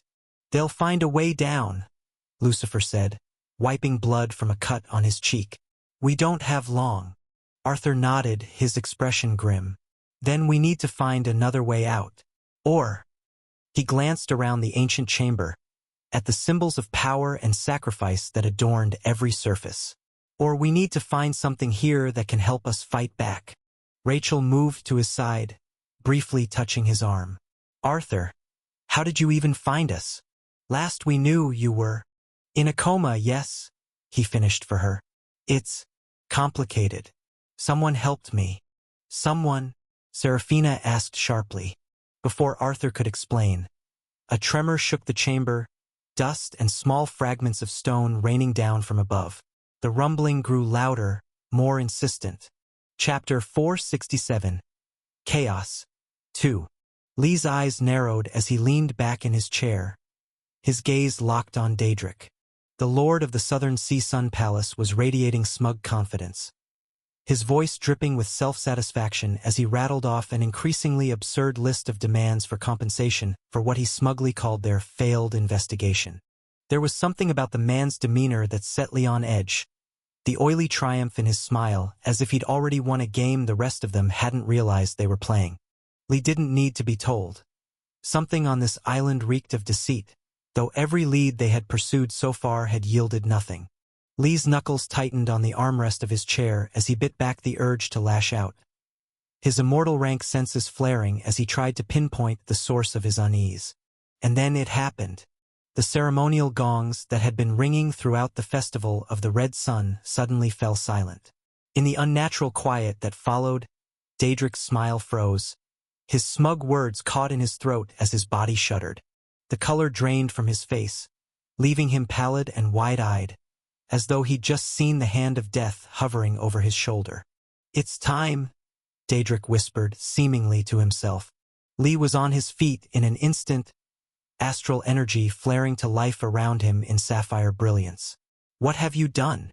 Before Daedric could respond, screams erupted from the festival grounds below, not the playful shrieks of celebration, but genuine terror, cutting through the night air like knives. "You dare hide vampires?" Lee said, his voice low and dangerous, every syllable heavy with menace. His gaze burned into Daedric, who recoiled slightly under the weight of it. For a moment, Daedric's mouth opened as though he might deny it, but he stopped himself, his lips pressing into a thin line. The pretense was useless now. Lee took a step forward, his astral energy humming ominously around him. "I asked you a question, Daedric." Without a word, Daedric raised his hands. His expression twisted into something between desperation and fury as he unleashed a torrent of red divine flames. The raw power of the Southern Sea Sun Palace's legendary grade artifact bursting forth like a tidal wave of fire. Lee didn't flinch. His astral energy expanded in an instant, a shimmering barrier that collided with the flames. The room shook violently as the two forces clashed, sending crackling energy and flickering shadows dancing along the walls. "You've betrayed your own people," Lee growled, his voice cutting through the chaos like a blade. "Do you think your flames can save you now?" In the central courtyard of the palace, the festival of the Red Sun had transformed from celebration to nightmare in mere moments. Professor Nero Estrellan had been observing a traditional dance performance when he felt it. A sudden, sickening shift in the mana currents flowing through the palace grounds. The dancers faltered, their graceful movements stuttering as they too sensed the wrongness permeating the air. Then they came. Figures in crimson robes emerged from the shadowed corridors, their faces hidden behind grotesque masks depicting screaming visages. At first, festival-goers mistook them for part of the ceremony, until the staffs they carried erupted with blood-red energy, cutting down the nearest attendees with brutal efficiency. "Shields up!" Nero roared, golden mana surging from his palms to create a protective barrier around the nearest group of students. "Academy students, defensive formations. Protect the civilians." Across the courtyard, Professor Callier was already moving, her hands weaving complex patterns as she summoned walls of elemental force to funnel non-combatants toward the exits. "This way. Move quickly." But escape routes were rapidly disappearing. From the shadows between buildings, pale figures with inhuman grace and blood-red eyes emerged. Vampires, their very existence a violation of history itself. They moved with predatory precision, cutting off retreat paths and isolating groups of terrified revelers. "Impossible," gasped a senior student as he witnessed a vampire tear through a palace guard with casual ease. "They're supposed to be extinct." "Focus," Professor Esther snapped, her normally reserved demeanor replaced by battle-hardened authority. "Form up and follow protocols. This is not a drill." Academy students rallied to their professor's commands, years of training kicking in despite their shock. Healers established triage points already working on the injured. Mana specialists coordinated to reinforce barriers. But they were outnumbered and caught completely unprepared. A vampire elder appeared at the edge of the great fountain, his aristocratic features and elegant bearing at odds with the carnage around him. With a casual gesture, he froze the water mid-spray, transforming it into crimson ice that shattered into thousands of deadly shards flying toward a group of cornered students. Professor Nero intercepted the attack, his golden barrier absorbing most of the impact, though several shards pierced through, drawing lines of blood across his forearm. "Ah, the famed tactician," the vampire elder purred, his voice carrying unnaturally over the chaos. "I was hoping to meet you." Nero's eyes narrowed as he recognized the vampire. Cassius, he said, Alisara's student. Cassius smiled, revealing fangs that gleamed in the festival lantern's light. Someone who is going to die doesn't need to know names, he replied. But yes, I learned much from the chief advisor. He moved with blinding speed, crossing the distance between them faster than most eyes could track. His fist, wreathed in blood-red mana, crashed against Nero's hastily reinforced barrier. The impact sent Nero sliding backward, his boots leaving furrows in the decorative stones. Around them, similar scenes played out across the festival grounds, professors and senior students engaging vampires and cultists in desperate combat while trying to protect the vulnerable. Professor! A student rushed to Nero's side, her combat robes already torn and bloodied. The eastern exit is blocked. At least 30 cultists and 3 vampires. The western path? Nero asked, not taking his eyes off Cassius, who circled them with predatory patience. Professor Callier is holding it, but she can't maintain the barrier much longer. Too many attackers. Nero made a split-second decision. Get to Callier. Tell her to focus on evacuation. Abandon the eastern and northern sectors. We'll concentrate our forces on the western escape route. The student hesitated. But there are still people in those sectors. I know. Nero cut her off, his voice heavy. We can't save everyone. Go. Now. As she raced off to deliver the message, Cassius laughed. Such painful choices you make, Professor. Deciding who lives and who dies. Unlike you, Nero replied coldly. I value human life. A quaint sentiment, Cassius mused. Soon to be obsolete. He attacked again, this time accompanied by 2 more vampires who had finished with their previous victims. Nero found himself fighting defensive battle, his golden barriers straining against the coordinated assault. Across the courtyard, students fought with everything they had. Professor Esther stood atop an overturned float, raining elemental destruction on cultists who attempted to breach the western evacuation route. Her normally immaculate appearance was gone. Hair wild, robes singed, blood trickling from a cut above her eye, but her magic remained devastatingly precise. Keep moving, she shouted to the stream of people fleeing toward the relative safety of the western gate. Don't stop. Don't look back. A child stumbled in the crowd, separated from her parents. Before the cultists could reach her, a young academy student dove through the chaos, scooping up the girl and rolling beneath a swing of a cultist's staff. The student, barely 14 himself, carried the child to safety, his own back exposed to attack. Professor Callier's wind blade cut down the pursuing cultist just in time, her face grim with determination and exhaustion. But for every small victory, the defenders suffered multiple losses. The vampires were simply too strong, the cultists too numerous, and the surprise too complete. What had begun as a fighting retreat was rapidly becoming a rout. In the midst of the chaos, Nero found himself driven back toward the central dais, where the ceremonial artifacts of the festival had been displayed. Cassius and his fellow vampires pressed their advantage, forcing the professor into an increasingly desperate defense. You feel it, don't you? Cassius taunted, effortlessly dodging a counterattack. The futility, the inevitable end. Nero didn't waste breath responding. His resources were depleting rapidly, his options narrowing with each exchange. Around him, he could see his students fighting, dying, trying to protect each other, and the innocent festival-goers caught in this nightmare. Pride mingled with despair in his heart. They fought so valiantly, these young people he had trained. But it wouldn't be enough. Not against this. As if confirming his thoughts, a tremor ran through the palace grounds. The ruby crystal decorations that had adorned the festival suddenly brightened, pulsing with synchronous energy. The red sun itself, hanging in the night sky, seemed to flare in response. It begins, Cassius whispered, his eyes gleaming with fanatic reverence. And in that moment Nero understood. The festival, the attack, it was all a diversion. The real purpose lay elsewhere, deeper in the palace.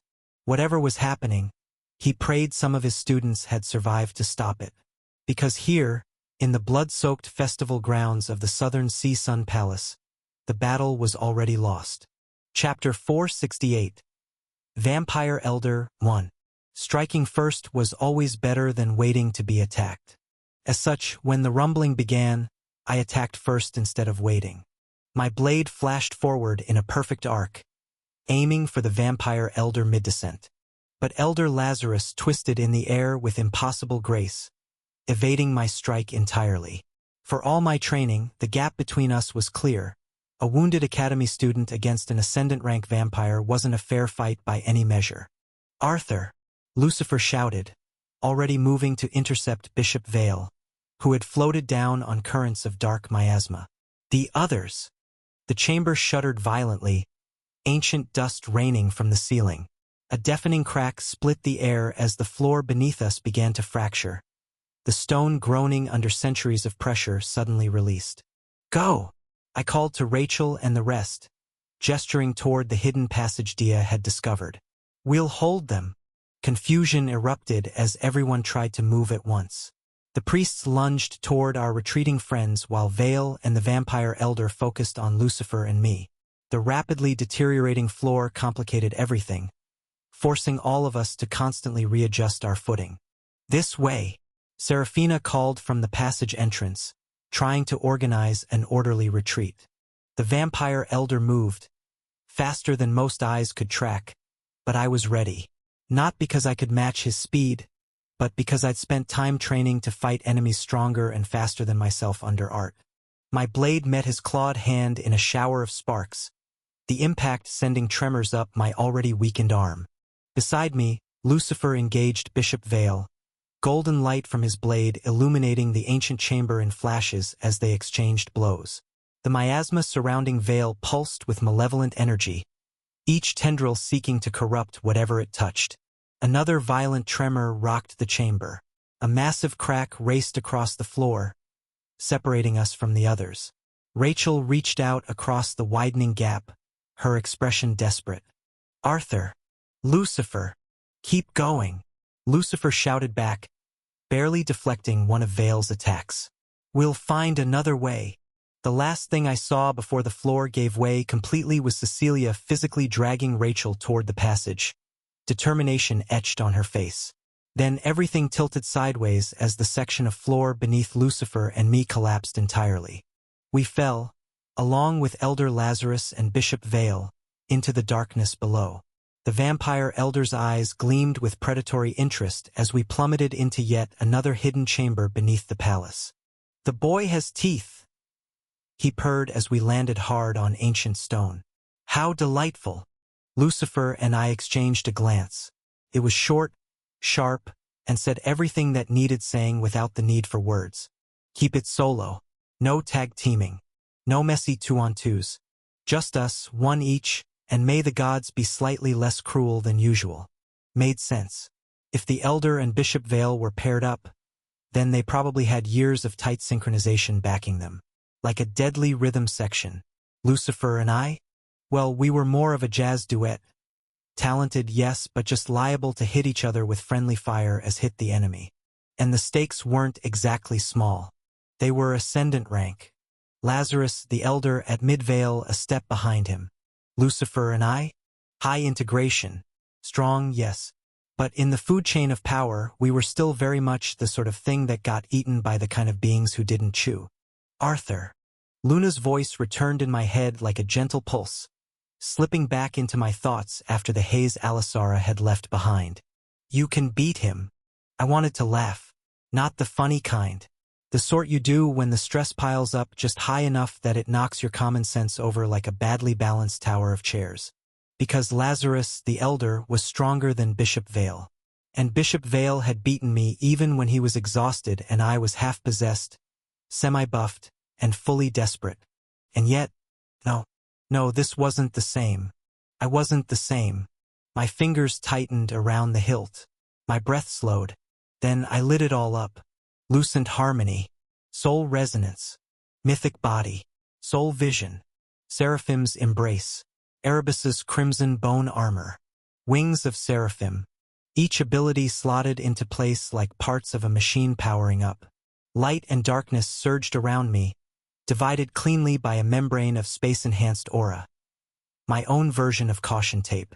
Keep the pure light and deep dark apart, or I'd end up nuking myself before the fight even started. And then I moved. I blurred forward, sword in hand, streaking toward Lazarus with a trail of wind and lightning crackling behind me. The hum of my aura fractured the air. Lazarus didn't flinch. He just raised his hand, coated in night-drenched astral energy, and met my blade. It bounced off like I'd hit a wall of solid myth. But I didn't stop. My wings twisted, caught me, rebalanced me midair. Momentum intact. I flowed into movement. Tempest dance technique, brought to life through instinct more than thought. My feet barely touched the ground before I spun back in, blade flickering. Lazarus responded with a lazy wave, and lances of blood bloomed around him like flowers that wanted to murder me. Luna appeared beside me, chibi-sized and glowing, her tiny hands conjuring a shield of pure light. It caught most of the blood lances. The ones it didn't, I shattered mid-swing. Momentum built. Tempest dance wasn't just footwork anymore. I'd taken it beyond. With my current mastery, I could layer it, blend it, fold in other techniques like a chef on a deadline. So I did. Arthur's original sword art, the one he taught me years ago. The one that wasn't flashy or legendary, but was sharp, honest, true. My sword became 2, then 4, then 10, then 20, then 100. Blades fell like hail in a thunderstorm, each strike trailing aura sharpened by the combined influence of pure light and deep dark. Lazarus's crimson eyes narrowed, and I caught a flicker of surprise. I kept going. Thrust into slash. Slash into downward arc. Downward into upward sweep. No pause. No hesitation. A stream became a waterfall. The waterfall swelled into a river. The river roared into the sea. The sea spread, deep and unrelenting, until it swallowed the edges of what I could feel. And finally, I crossed that invisible threshold. The moment when instinct and intention merged and the blade stopped being something I held. It became me. The ocean surged. The sword in my hand wasn't a weapon anymore. It was motion. It was sound. It was a pressure system wrapped in steel. At the height of it, my grade 5 sword art pushed to its brink. I crashed down on Lazarus again. Strike after strike rained onto his hands. His night-forged astral energy strained. And slowly it began to crack. I felt it. Not just saw it. Felt it. Lazarus starting to lose ground. Not by much. Not a dramatic stumble or anything. But there was pressure now. My sword was no longer just being blocked. It was pushing him, carving out a margin, forcing him back inch by inch like a glacier wearing down stone. His eyes narrowed. The calm cracked. Then came the light. It wasn't blinding, just sharp enough to snap everything into clarity. Flicker, not a flare, but enough to mean one thing: he was done holding back. Clang. The sound rang out like someone had smacked the universe with a tuning fork. My blade jolted to a halt in midair, not because I'd stopped swinging, but because something else stopped it. A grin slipped onto my face before I could help it. "So," I said, "you're finally done playing dress-up." He didn't reply, but he didn't need to. His flushed face and twitching jaw said it for him. Anger. And beneath it, frustration. Like he'd just realized he couldn't keep fencing with shadows and expect to win. The thing in his hand wasn't just a weapon. It was a statement. A navy blue spear, gleaming with a sheen that wasn't quite metallic, wasn't quite ethereal, but sat somewhere in between, like it couldn't decide if it wanted to exist in one reality or several. Night-wrapped astral energy pulsed along its shaft and shimmered off the tip like heat haze. Then it started to beat. Chapter 469. Vampire Elder 2. Lazarus couldn't believe it. His spear, his pride and symbol of dominance, was in his hands. His body trembled, not from exertion, but from a shame that coursed through him like a poison. He had drawn his spear against a child, a boy who was less than a tenth of his age, a boy who had not surpassed the wall, who hadn't even reached the wall. And yet Lazarus had felt fear. The moment Arthur's sword pressed against his astral energy, relentless and unyielding. A cold dread had crept into the vampire elder's chest. For a fleeting instant, he believed Arthur's blade might actually reach his throat. The shame burned deeper. A vampire elder, an immortal warrior who had faced centuries of battle, forced to draw his spear against a child. It was unthinkable, intolerable, but it was necessary. As the spear materialized in his grip, its surface rippled with power, the rhythmic pulse of its essence blending blood and night astral energy into a singular, ominous force. The air thickened around Lazarus, his presence swelling like a storm on the brink of unleashing its fury. Lazarus was no mage. He was a warrior, forged in the crucible of countless battles. And so he did what warriors do. He struck. The spear tip shot forward with blinding speed, its beating astral energy warping the space around it. The sheer pressure of the attack was suffocating, like the weight of an ocean bearing down. The point of the spear seemed to zero in on Arthur's chest, the promise of death just a heartbeat away. Arthur moved, his body twisted with the precision of a dancer, his sword alive with water and wind-enhanced aura, swirling like liquid grace and roaring gales. He slid his blade alongside Lazarus's spear, deflecting it in an elegant parry that sent sparks cascading through the air. But Lazarus was no ordinary opponent. He was a vampire who had reached spear heart, a master whose weapon was an extension of his very will. His foot dug into the ground, halting his momentum with the ease of someone who had done so 1,000 times before. With fluid precision, he adjusted, driving the spear toward Arthur's right flank, cutting off his attempt to parry completely.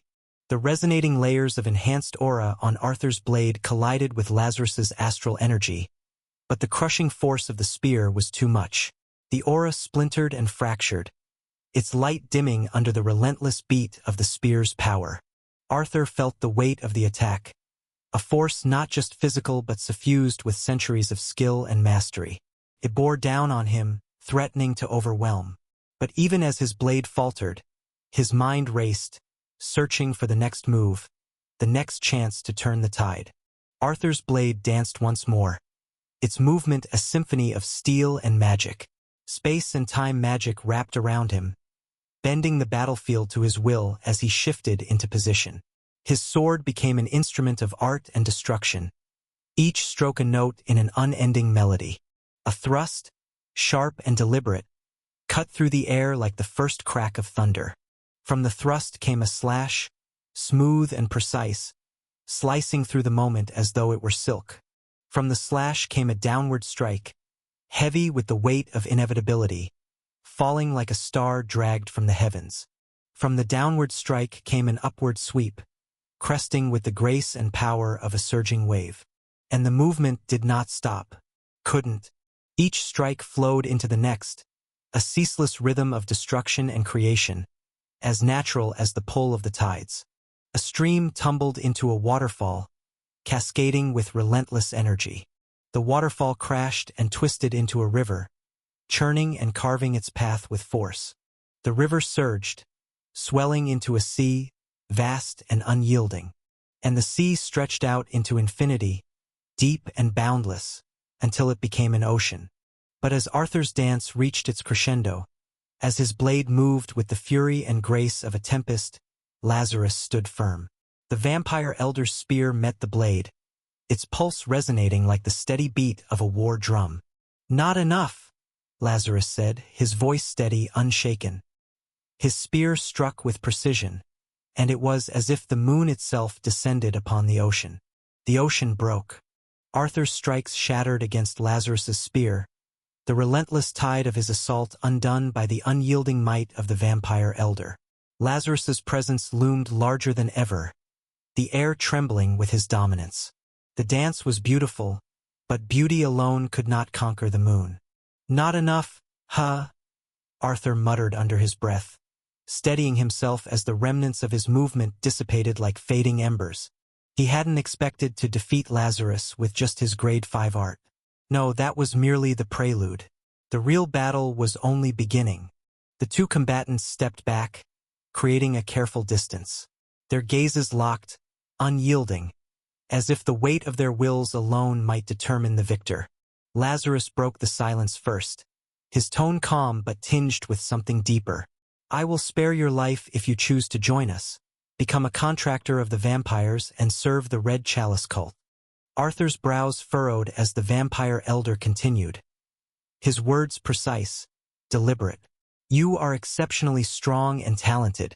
With your potential, you could even be contracted to His Majesty himself. You might one day rise to lead the cult.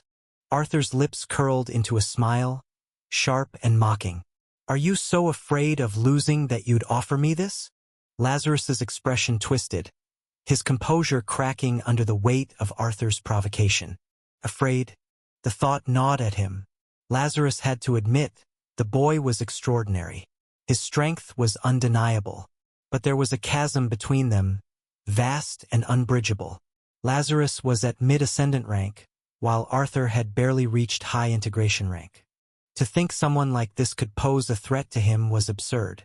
The very idea was galling. No, Lazarus said finally, his voice clipped but steady. I simply think it's a waste for someone like you to die here. Arthur's grin widened, his confidence unshaken. Don't worry, he said, his tone light but firm. I don't plan on dying. The words hung in the air like a challenge. Neither moved. They simply stood there, watching, waiting. The tension grew thicker, pressing against the room like an invisible tide. Arthur shifted. It wasn't dramatic. No glowing eyes or shouting or sudden gusts of wind announcing destiny's chosen warrior. Just a shift in posture, barely more than a twitch, but it slid through the battlefield like a knife in the gut of silence. Lazarus felt it instantly, not with his eyes, but somewhere deeper, primal, his spear heart. A thing ancient, bound to instincts older than war, began to beat harder.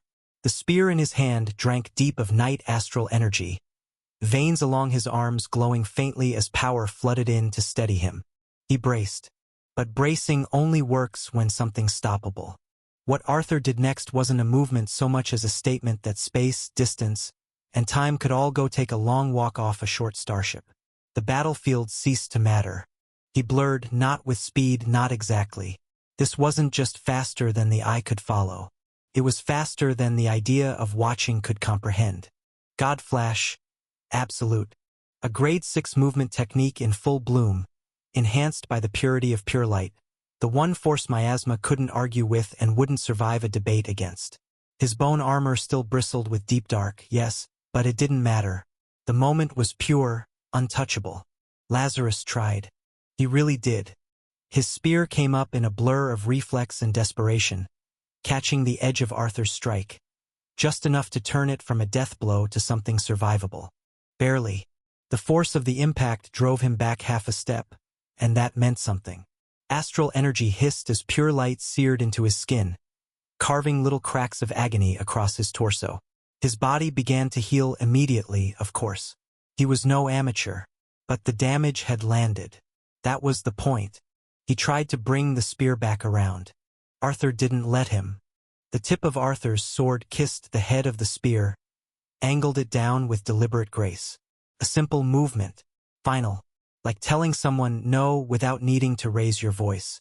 And then Arthur's fingers, cold with purpose and steady with promise, tapped against Lazarus's chest.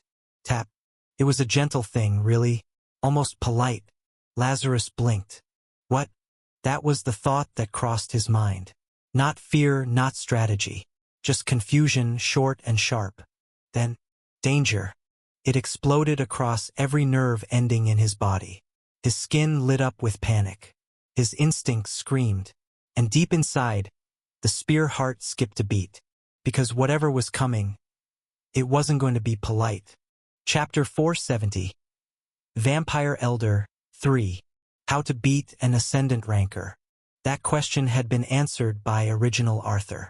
In a battle of attrition against an ascendant ranker like Elder Lazarus, defeat was inevitable. Their mana pools were vast oceans compared to his deepest well. They could outlast any prolonged engagement, weathering attacks until their opponent faltered from exhaustion. So Arthur had developed a different approach. Don't give them time to breathe. Chain attacks in relentless sequence. Strike with such speed and precision that even their superior power couldn't find an opening to counterattack. Time slowed in Arthur's perception as he faced Elder Lazarus across the ancient chamber. The vampire's pale features held the casual confidence of a predator who had never known true challenge. A confidence Arthur intended to shatter. Lucifer was engaged with Bishop Vale on the far side of the chamber, golden light flashing against miasmic darkness. But Arthur couldn't spare attention for their battle. Every fragment of his focus locked onto the vampire elder before him. First movement of his grade 6 art, God Flash. Absolute. The technique he'd adapted from Lucifer's original creation from the saga of the Divine Swordsman wasn't meant to be seen, only felt. Arthur's form blurred as he crossed the space between them. His sword aimed for Lazarus's heart with perfect precision. The vampire's eyes widened fractionally, the only indication he was surprised by the speed. His spear intercepted the strike at the last possible moment.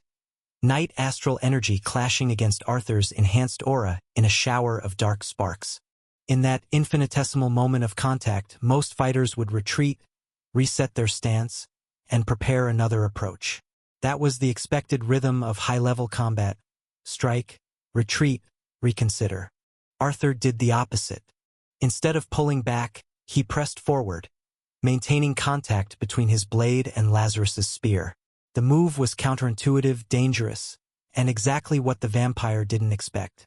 Arthur transitioned seamlessly into his grade 5 art CQC, close quarters combat, a fighting style he'd personally developed for situations precisely like this. Against enemies with overwhelming power, conventional sword techniques weren't enough. You needed to get inside their guard, attack from angles they couldn't defend. Fifth movement of the grade 5 art CQC, 1-inch punch. His left hand, previously held in reserve, shot forward with devastating precision. The movement was minimal, barely an inch of visible travel, but the power behind it was magnificent. Arthur had spent months perfecting the technique, learning to channel maximum force through minimal motion. His knuckles connected with Lazarus's chest. The impact transmitted through the vampire's body like a seismic wave, shattering defenses and crushing ribs beneath the immaculate clothing. Air expelled from the elder's lungs in a surprised gasp as he staggered backward. Most opponents would have been incapacitated. Lazarus merely grimaced. Not yet, not even close. The vampire recovered with inhuman resilience, pivoting to bring his spear into play despite his damaged ribcage. The weapon's trajectory shifted mid-thrust, night astral energy elongating its reach as it headed directly for Arthur's throat. Fourth movement of the grade 5 art CQC, flicker palm. Arthur's right hand moved in a precise arc, the palm tilted at exactly 37 degrees, the optimal angle he determined through hundreds of trials. His fingers splayed in the specific pattern that created maximum disruption against astral energy. The parry redirected the spear's path by mere centimeters, enough for the deadly tip to miss his throat, though not enough to avoid all damage. The weapon's astral aura sliced a thin line across his palm, cutting through his enhanced aura and testing the limits of his bone armor. Blood welled from the shallow wound, but Arthur didn't flinch. Pain was merely information, and right now that information wasn't critical. Erebus, Arthur commanded internally, maintaining his relentless pressure against the vampire elder. His lich responded instantly. The shadowy entity that had bonded with Arthur years ago manifested its power, unfurling a domain that enveloped both combatants in its embrace. The effect was immediate. Within Erebus's domain, perception altered. For Arthur, the world crystallized into perfect clarity. Every movement, every slight shift in air pressure, every subtle tensing of his opponent's muscles became exquisitely apparent. For Lazarus, the opposite occurred. His senses dulled, reactions delayed by crucial microseconds. Arthur didn't waste energy replying. Instead, he launched into a barrage of strikes that defied conventional classification. This wasn't just swordsmanship. It was a comprehensive assault using every weapon at his disposal. His elbow crashed into Lazarus's jaw. His knee drove upward into the vampire's already damaged ribs. His sword weaved patterns too complex to follow, each cut precisely calibrated to force specific defensive responses that opened new vulnerabilities. Blood, unnaturally dark and viscous, flowed from multiple wounds on the vampire elder's form. His expression had transformed from amusement to focused concentration, then to grudging respect, and now to something approaching concern. "Enough games," Lazarus growled, his astral energy surging outward in an explosive wave. The night energy carved through Arthur's defenses with terrifying efficiency. His bone armor, a technique he'd learned from the Eastern martial traditions, cracked under the onslaught. The divine miracle he'd been maintaining, a protective blessing granted through rigorous prayer and meditation, shattered entirely. Lazarus's spear, wreathed in dense astral energy, drove forward with renewed purpose. The weapon halted mere inches from Arthur's chest, stopped only by the desperate interposition of his sword. For a moment, they were locked in stasis. Arthur's strength against the vampires, mortal determination against immortal power. The elder's lips curled into a victorious smile. This was the moment he'd been waiting for. The young fighter exhausted, his techniques expended, his defenses compromised. "Impressive effort," Lazarus said, applying more pressure to his spear. But ultimately futile. Anyone observing might have thought Arthur cornered. His options exhausted. They would have been wrong. First movement of the Grade 5 Art CQC, Arc Hook Spiral. Lazarus had committed fully to his forward thrust, a powerful but ultimately predictable action. Arthur used that commitment against him, his body suddenly twisting along an arc that science claimed should be impossible for human anatomy. The movement carried him around the spear's path while maintaining his defensive sword position. As he completed the spiral, his right elbow, reinforced with the last remnants of his enhanced aura, crashed into Lazarus's temple with devastating precision. The vampire elder roared in pain and fury, momentarily disoriented by the unexpected strike. But rather than retreat, he gathered his astral energy for a decisive attack. Night energy coalesced around his spear in such density that the air itself seemed to bend around the weapon. Arthur recognized the preparation for what it was. A killing strike, the vampire's full power channeled into a single, devastating blow. So be it, he would answer in kind. Second movement of his Grade 6 art, Hollow Eclipse. This technique was still experimental, not fully mastered. Under normal circumstances, Arthur would never attempt it against an ascendant ranker. But these weren't normal circumstances. His sword, Evolvus, resonated as he channeled not one, but all 9 elemental affinities simultaneously into the blade. Fire, water, earth, air, lightning, ice, metal, wood, and ether. Each element precisely balanced against the others, creating a harmony that should have been impossible. Then he added the Deep Dark, a primordial energy he discovered during his trials in the Well of Miasma. The blade turned momentarily translucent, as if existing in multiple dimensions at once. Finally, he wrapped the entire construction in his enhanced aura, creating a multi-layered attack that represented everything he had learned, everything he had become. Across the chamber, he caught a glimpse of Lucifer driving Bishop Vale backward with a series of precise strikes. The crimson symbols surrounding Vale were flickering, suggesting his defenses were faltering. No time to appreciate his friend's skill. Lazarus was moving. The vampire elder thrust his spear forward, night astral energy extending its reach and lethality. Arthur swung Evolvus in a perfect arc, the hollow eclipse technique manifesting as a crescent of multi-layered energy. They met in the center of the ancient chamber. Boom! The collision generated a shockwave that cracked the remaining stone pillars and sent dust cascading from the ceiling. For a moment, both combatants disappeared within a sphere of competing energies. Night astral against Arthur's impossible construction. Then the sphere collapsed and both figures were hurled in opposite directions by the backlash. Arthur crashed against the far wall, his remaining defenses shattering on impact. Evolvus clattered to the ground beside him, its blade temporarily dimmed from the massive energy expenditure. Pain lanced through Arthur's body as he forced himself to stand. His bone armor was gone. His enhanced aura had faded to nearly nothing. Even Erebus had retreated, the Lich conserving what little energy remained for healing rather than offense.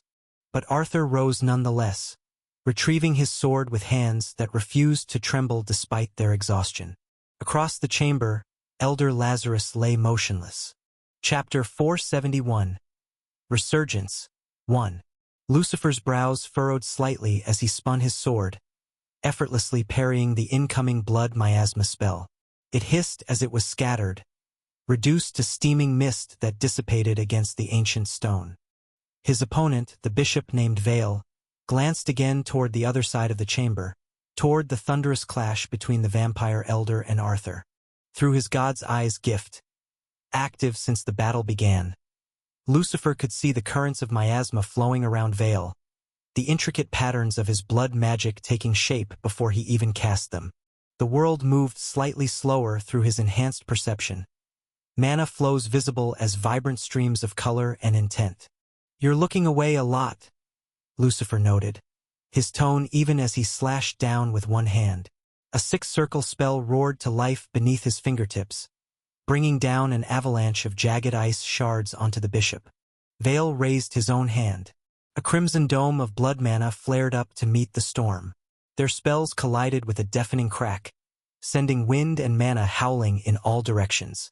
The floor beneath them fractured further, ancient dust rising in choking clouds. "I just know both of them," Vale said, eyes flicking toward Arthur again. "You know Arthur?"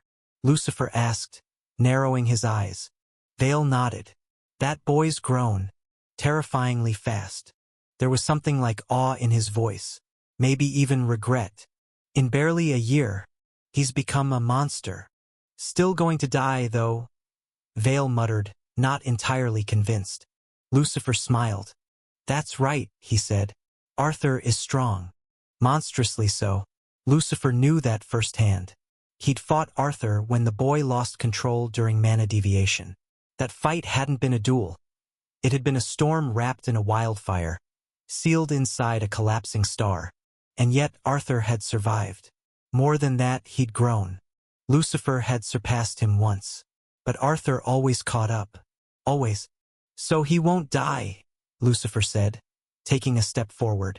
"And neither will I." His sword shimmered, light pulsing from the runes etched along its edge. The resonating enhanced aura around it began to compress, folding in, refining, growing heavier. Vale stiffened as the air shifted. His eyes widened. Lucifer didn't waste time after that fight with Arthur. He studied, trained, created. He found a way forward. A new kind of power, pseudo-astral energy. Born of supreme talent, two overwhelming gifts, and a mind that refused to accept limits. His sword was now coated in white pseudo-astral energy, crackling with barely restrained force. But more than that, his entire body was sheathed in it. A second skin of order and power. "I am order itself," Lucifer said. He took a step, and in that step he vanished. When he reappeared, he stood right in front of Vale. Vale reacted fast. His staff spun, summoning a wicked scythe of blood to block. Lucifer's blade swung back. The first movement of the Grade 6 art myth of the Northern Peak, Winter's Ascent. It was the ancestral sword art of the Windward family, renowned, revered, almost sacred. A masterpiece of ice elemental swordplay refined over generations. It was what made the Windwards feared. But even that wasn't enough for Lucifer. It wasn't that the sword art lacked power, it lacked him. So he rewrote it. He added his will, his gifts, his mana. The movement changed. Now it wasn't Winter's Ascent. It was Winter's Judgment. The pseudo-astral energy of ice wrapped around his blade, merging with the white mana created by his yin-yang body. The temperature plummeted, not in degrees but in reality. The ice became more than cold, it became absolute. Order took form, and Lucifer's sword became judgment itself. The clash wasn't poetic. It was violent and loud and full of teeth. Lucifer's sword slammed against a shield of blood astral energy. A crimson seal etched mid-air with alarming precision. Sparks flew. Not ordinary ones. These were the kind of sparks that knew magic and hated silence. Through his god's eyes, Lucifer could see the fatal flaw in Veil's shield. A microscopic imperfection in the third sigil, barely visible even to his enhanced perception. But it was enough. He adjusted his strike by mere millimeters, targeting the weakness with surgical precision. It was pseudo-astral energy versus the real deal. A battle of budget brilliance against high-tier brute force. On paper, Veil should have won that exchange. Astral energy beat pseudo-astral energy the way a tank beats a tricycle in a head-on collision. The difference wasn't small, it was vast. Like comparing a planetary engine to a very determined toaster. But fights, as it turned out, weren't determined by whose power source had the bigger resume. Arthur had already proven that. His technique, Hollow Eclipse, made with the clearly inferior enhanced aura, had sliced through a full astral blade. Not because his energy was stronger, but because the movement behind it was, how did the manuals put it, absurdly complex. A sort of spiritual tax fraud on the laws of magical physics. Veil was a bishop, a proper seven-circle mage. He had astral energy, experience, and robes that billowed even when there wasn't wind. But Lucifer was Lucifer windward. He had two gifts, the ego of a comet, and a sword style more dangerous than most wars. He invented pseudo-astral energy during a weekend of boredom and existential crisis. And now, he had a grade 6 art behind every swing. The blood seal cracked. Not like glass, that was far too elegant. It fractured like a dam holding back something older and angrier than water. Veil's eyes widened in that very particular way mages had when their mana calculations stopped checking out. The seal broke. The crimson shards didn't retreat gracefully. They retaliated, swarming Lucifer like shrapnel with opinions. They tore into his protective coating of white mana, drawing streaks of red and flickers of light. But Lucifer didn't stop. He walked forward like inevitability, bleeding and annoyed. This was the mage's mistake. Never let a swordsman get too close, especially not one who treated physics as more of a suggestion. In his confidence or stupidity, Veil had let the swordsman into spitting distance. Now he couldn't get away. He tried. Gods, he tried. Words began to form, glyphs lit up, and mana twisted itself into something that might have resembled an escape spell if he'd had 3 more seconds and a lot less panic. But Lucifer didn't give him that. Third movement of the myth of the northern peak. Frozen zenith. Lucifer wasn't satisfied with it. Couldn't twist it into something new like he had with Winter's judgment. It didn't quite obey him the same way. His mastery wasn't deep enough. Not yet. So he didn't innovate. He committed fully. His god's eyes blazed with heightened perception. Time slowing to a crawl as he analyzed the perfect trajectory. White and black mana surged from his yin-yang body in perfect balance, fusing with the pseudo-astral energy of ice, layering the movement in raw weight and a terrible chill. It wasn't elegant. It wasn't new. But it was absolute. And sometimes, absolute was all you needed when the blade was already arcing toward the spellcaster's chest. The sword plunged forward, a perfect strike aimed at Veil's heart. But as the blade connected, something went catastrophically wrong. Veil's blood magic, compressed into its final defense, erupted in a desperate counter. The miasma around him condensed into pure corruption, meeting Lucifer's strike with equal desperation. For a moment frozen in time, Lucifer saw everything through his god's eyes. The path of his blade, the surge of Veil's power, the precise moment the counterattack would hit him. But he couldn't stop his momentum, wouldn't stop it. His sword drove through Veil's chest, ice and order shattering the bishop's defenses in a spray of crimson and black. At the same instant, a torrent of corrupted blood magic surged up the blade like lightning seeking ground, slamming into Lucifer with devastating force. Pain beyond reason exploded through his body. His bones felt like they were being crushed and remade into something else, his blood boiling in his veins as Veil's dying magic tried to corrupt it. His god's eyes, still active, showed him the horrific damage in exquisite detail. His own tissues blackening, blood vessels rupturing, mana pathways burning with unnatural fire. The backlash threw him violently backward, his sword still buried in Veil's chest. They separated with the sound of tearing flesh and breaking bone. Lucifer crashed against the far wall with enough force to crack the ancient stone, blood spraying from wounds that appeared across his body like grotesque artwork. Vale staggered backward, dead on his feet, the sword protruding from his chest. His lips moved in what might have been a final curse, but no sound emerged, only a trickle of black blood. Then he collapsed, his body hitting the floor with a dull finality. Chapter 472. Resurgence. 2. Rachel exhaled slowly, her fingers tracing intricate patterns of golden light in the air. Pure light, the rarest and most powerful healing magic, flowed from her hands into Dia's injured shoulder, where the priest's corruption spell had left an angry, pulsing wound. "Stop fidgeting," Rachel murmured, her concentration absolute as the threads of light knitted damaged tissue and purged the lingering corruption. Dia bit her lip, suppressing a wince. "Sorry. Just hurry. They need us." The distant sounds of battle echoed through the ancient stone passageways. Metal against metal, the distinctive crack of astral energy, the unnatural hiss of blood magic. Somewhere ahead, Arthur and Lucifer were fighting for their lives. "Done," Rachel announced, the golden light fading as she completed the healing.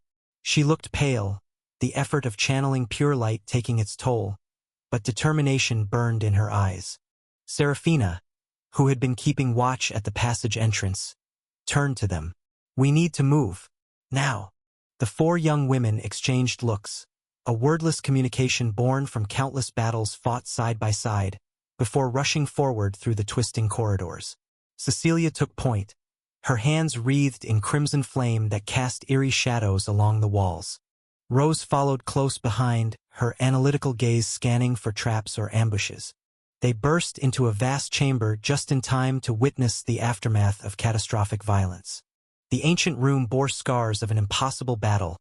Stone pillars shattered, frost patterns intermingling with scorched stone. The air thick with the metallic scent of blood and the acrid tang of spent mana. At the far end, Arthur stood swaying but upright over the prone form of Elder Lazarus, the vampire's body mangled but still moving. Closer to them, Lucifer lay slumped against a cracked wall, his sword planted in the ground before him like an impromptu crutch, his body a testament to the price of victory. Bishop Vale's corpse lay in a pool of blackened blood, his chest a ruined cavity where Lucifer's blade had pierced. "Gods above," Seraphina breathed, taking in the scene with wide eyes. Rachel was already moving, medical instincts overriding everything else. She scanned both injured fighters with a healer's practiced assessment. Arthur wounded but standing, Lucifer barely conscious with multiple critical injuries. The choice was immediate. "Dia," she called sharply, "help Arthur finish the vampire. I need to stabilize Lucifer." Without waiting for acknowledgement, Rachel dropped to her knees beside Lucifer, gasping as her healing senses fully registered the extent of his injuries.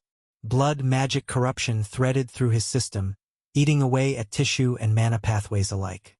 His left arm hung at an unnatural angle, shattered bones visible beneath torn skin. Blood leaked from his eyes, ears, nose. Everywhere the corrupting magic had found egress. "You idiot," she whispered, immediately calling forth her pure light again. The golden energy flowed into Lucifer's broken body, seeking the worst of the damage first. "What did you do to yourself?"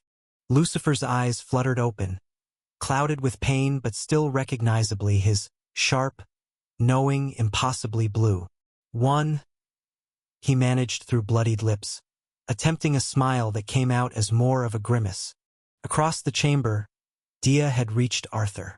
The princess, who had spent most of her life as an ornamental figure in her father's court, now moved with the confidence of someone who had found her purpose.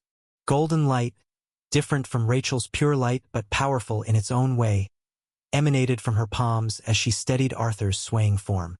"You're hurt," she said, her hands already working to repair the worst of his wounds. Arthur nodded once, his gaze fixed on the fallen vampire elder who was attempting to regenerate despite catastrophic injuries. "Not as bad as him," he replied, his voice rough with exhaustion. "But I appreciate the help." Strengthened by Dia's healing, Arthur straightened and approached Elder Lazarus. The vampire's red eyes tracked him, hatred and disbelief warring in their ancient depths. "Impossible," Lazarus hissed, blood bubbling between his lips. "You cannot. A mere student." Arthur's expression remained impassive as he raised his sword. "Perhaps you should have paid more attention in class." The blade descended with perfect precision, separating the vampire elder's head from his body in one clean stroke. The ancient creature's form shuddered once, then began to disintegrate into ash, the final death that vampires feared above all else. "It's done," Arthur said quietly, turning back to the others. His gaze caught briefly on Rachel kneeling beside Lucifer, her face tight with concentration as golden light poured from her hands. Rachel worked frantically, her pure light burning away the blood magic corruption that threatened to consume Lucifer from within. Sweat beaded on her forehead as she directed her healing power with surgical precision, mending shattered bones, sealing ruptured blood vessels, restoring damaged mana pathways. It was delicate, exhausting work, especially after the battles they had already fought. "Stop trying to hide how much this hurts," she scolded as Lucifer suppressed another groan when she reset a particularly damaged section of his arm. "I can't heal you properly if you're tensing up." "Sorry," Lucifer managed, his voice steadier now as the worst of the injuries began to heal. "Old habits. Bad habits," she corrected, not looking up from her work. "You've always been terrible at admitting when you're in pain." A ghost of his usual smirk touched his lips. "Well, if I did, you'd never stop worrying about me." "Someone has to," Rachel muttered, moving her attention to the corruption still lingering in his chest. "Since you clearly don't worry about yourself, what were you thinking, taking on a seven-circle mage with blood astral energy?" By now, the others had gathered around them.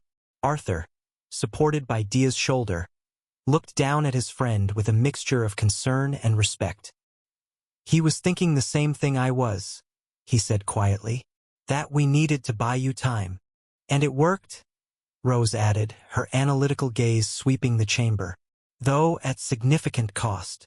"Worth it," Lucifer said, attempting to sit up straighter only to be firmly pushed back down by Rachel's hand. "Stay still," she ordered. "I'm not finished." "Yes, ma'am," he replied with a weak chuckle. "This reminds me of when we were younger, you patching me up after I did something stupid." Rachel's hands paused momentarily, a shadow of something complex passing across her face. "You did do a lot of stupid things." "I did," he agreed, watching her work. "Though you always heal Arthur first these days." The statement contained no accusation, just a simple observation, but Rachel's cheeks colored slightly. "That's because he usually needs it more. You're just reckless." "I don't mind," Lucifer said softly, his voice holding a note of genuine acceptance. "I really don't." Something shifted in Rachel's expression. Relief, perhaps, or gratitude for an understanding she hadn't expected.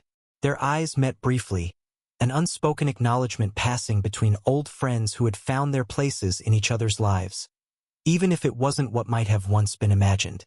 After a moment, she sighed. "I owe you an apology." "For what?" Genuine confusion crossed Lucifer's features. "For what I said before, about you not being hero-like." Her hands continued their healing work, but her voice had softened. "I was wrong. You've changed a lot these past years. What you did today, facing an ascendant ranker and a seven-circle mage, that was stupid," he supplied helpfully. She bonked him lightly on the head, careful to avoid his actual injuries. "Heroic," she corrected, though a reluctant smile tugged at her lips. "Though still incredibly stupid." "I'll take it," Lucifer said, his usual confident smile beginning to return as the worst of his injuries healed. Cecilia, who had been uncharacteristically quiet, suddenly shifted her stance. "Not to interrupt this touching reunion, but we're still in a chamber full of dead enemies beneath a palace controlled by vampires and cultists. Maybe we should continue this conversation somewhere else." "She's right," Serafina agreed, moving toward one of the archways leading deeper into the ancient structure. "We need to keep moving." Whatever answers we're seeking are still ahead of us, and we don't know how much time we have before more enemies arrive. Rachel completed the critical healing on Lucifer, leaving him stable though far from fully recovered. "That's the best I can do for now," she said, helping him to his feet. "You'll need proper rest and further healing, but you'll live." "Thanks to you," he replied, retrieving his damaged sword and testing his weight on still shaky legs. Arthur moved to support his friend, offering his shoulder without comment. Lucifer accepted the help with a grateful nod, a silent acknowledgement between rivals who had just accomplished the impossible together. "Which way?" Ciola asked, looking toward the multiple exits from the chamber. Dia studied the ancient inscriptions barely visible on the archways. "This one," she decided, pointing to the eastern passage. The symbols suggest it leads toward the heart of whatever this place was before the palace was built on top of it. As they moved forward together, Rachel fell into step beside Arthur. After a moment of silence, she spoke quietly. "I meant what I said. You've changed." Lucifer glanced at her, something genuine breaking through his usual confident mask. "So have you. For the better?" she asked, and there was a vulnerability in the question that surprised them both. His answer came without hesitation. "Definitely for the better." The hint of a smile touched her lips as they continued forward, into the darkness and whatever awaited them at the heart of the Southern Sea Sun Palace's ancient secrets. Chapter 473. Resurgence. 3. I was genuinely relieved that Rachel and Lucifer had finally patched things up. No more cold glares across the training yard. No more conversations that smelled faintly of tension and suppressed sword energy. Just the two of them walking alongside me like old friends, pretending the past few months hadn't been a political fireball wrapped in romantic drama. And, more importantly, Lucifer hadn't turned into the jealous villain type. You know, the one who grows a goatee, monologues about betrayal, and tries to kill you over a girl. He wasn't going to spiral into some third-rate cliché. That would have been annoying. So that's my level, I thought, walking with Lucifer, Rachel, and the others like we were some ragtag adventuring party with trust issues. I fought a vampire elder. Not just any elder, Lazarus. The kind of mid-ascendant rank monster who probably read dark rituals for fun and kept backup fangs in a drawer. And I'd beaten him. Took everything I had. Possibly more than everything, if you counted the parts of me currently held together by sheer will and Rachel's healing spell. But I was still standing and he wasn't. In this world, that was the only scoreboard that mattered. I felt something stir in me, a twinge of pride. The kind that creeps in quietly, sits down on your spine and says, "Hey, maybe you don't suck after all." Dia had already done a full magical tune-up on my body, and now Rachel was keeping the engine running. Her hand on my back was warm with healing magic, the sort that mended bones and guilt in equal measure. I wasn't quite ready to sprint laps, but I was functionally alive. Lucifer had his arm around my shoulder. He was also being healed, mostly because he looked like he'd gone 12 rounds with a plasma chainsaw. I hadn't paid too much attention to his fight, honestly. Too busy keeping my own insides. Well, inside. "He evolved a lot," Luna said inside my head. Her voice was calm and ancient, like a particularly judgmental weather report. "His control over white mana is nearly perfect for his rank. He only got hurt because he got cocky. He could have beaten Lazarus too. But he's a bit behind you now." Coming from a Chelan, that wasn't just flattery. That was divine accounting. I nodded slightly. Luna didn't lie. Not unless it was funny. "I thought I left him behind," I thought, half smiling. "But I guess the protagonist is the protagonist for a reason." And then I stopped walking. The others noticed right away. It was hard not to when the guy who just survived an undead war zone suddenly freezes mid-step like he forgot how knees worked. "What's wrong?" Cecilia asked, her voice sharp and quick. "Are you hurt?" I shook my head. I wasn't hurt. Not yet. But Luna's senses had bled into mine. And through them I felt something. Presence. No, not just a presence, a pressure. Like gravity got bored and decided to make a personal visit. It was outside, near where the vampire monarch was still being healed. Heavy. Old. Dangerous in the same way a collapsing star was dangerous. Then it noticed us. And then, there wasn't time to blink. Or speak. Or scream. One moment I was standing, trying to interpret existential dread. The next, claws were already embedded in my flesh. I didn't move. Couldn't really. My body had skipped over pain and gone straight to, what in the nine hells just happened? And then I saw him. Cassius von Noctis. The vampire prince. He didn't need a dramatic entrance. He was a dramatic entrance. High immortal rank. And not the kind that looked impressive on a resume, the kind that could tear through buildings like soggy parchment and didn't even get winded. I stared into his eyes and felt the weight of history in them. He looked at me like I was a mild curiosity, a wrinkle in his day, an unexpected, slightly interesting gnat. "So it's you, Arthur Nightingale," he said casually, as if he were confirming a reservation. He retracted his hand like he was brushing dust off his coat. He wasn't letting me go. No, this was the movement of someone who already knew he'd won, who didn't need to keep his claws in me to prove anything. To him, I wasn't a threat. I wasn't a hero. I was prey. "You know, you annoy me a lot," Cassius said, circling me with predatory grace. Each step seemed to leave impressions in the ancient stone floor, as if reality itself yielded to his presence. My friends had frozen in place. Not from cowardice, never that, but from the sheer, overwhelming pressure of his power. It was like trying to move through ocean depths with nothing but determination and lungs made for air. "You have the love of Alisara Velcroix, after all," Cassius continued, his voice deceptively calm despite the rage that flickered behind his eyes. "The reason she rejected me is someone like you, an ant." I didn't say anything, but my eyes narrowed slightly. My heart stirred once again from the mention of Alisara Velcroix. My thoughts drawled off. Nobody said anything to Cassius. All of us were suppressed by his sheer presence that was on another level from anything imaginable. The vampire prince's perfect features contorted slightly, the mask of aristocratic indifference slipping to reveal something raw and surprisingly human beneath. "Do you have any idea?" he said, his voice dropping to a dangerous whisper. "How long I've loved her? For years, Nightingale. For years of devotion while she searched for, what?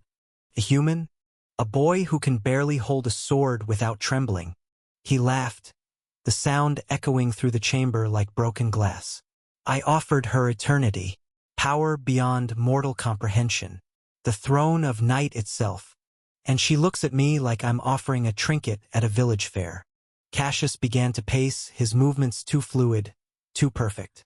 His night astral energy thickened around him, darkening the air and making it difficult to breathe.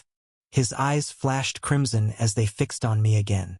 "And she chooses you, a barely trained academy student with borrowed power and a martyr complex." The chamber temperature plummeted as his rage intensified. Frost patterns spread across the ancient stone, beautiful and lethal. "What does she see in you?" he demanded, his composure cracking further. "What quality could you possibly possess that I do not? Is it your mortality? Your weakness? Your humanity?"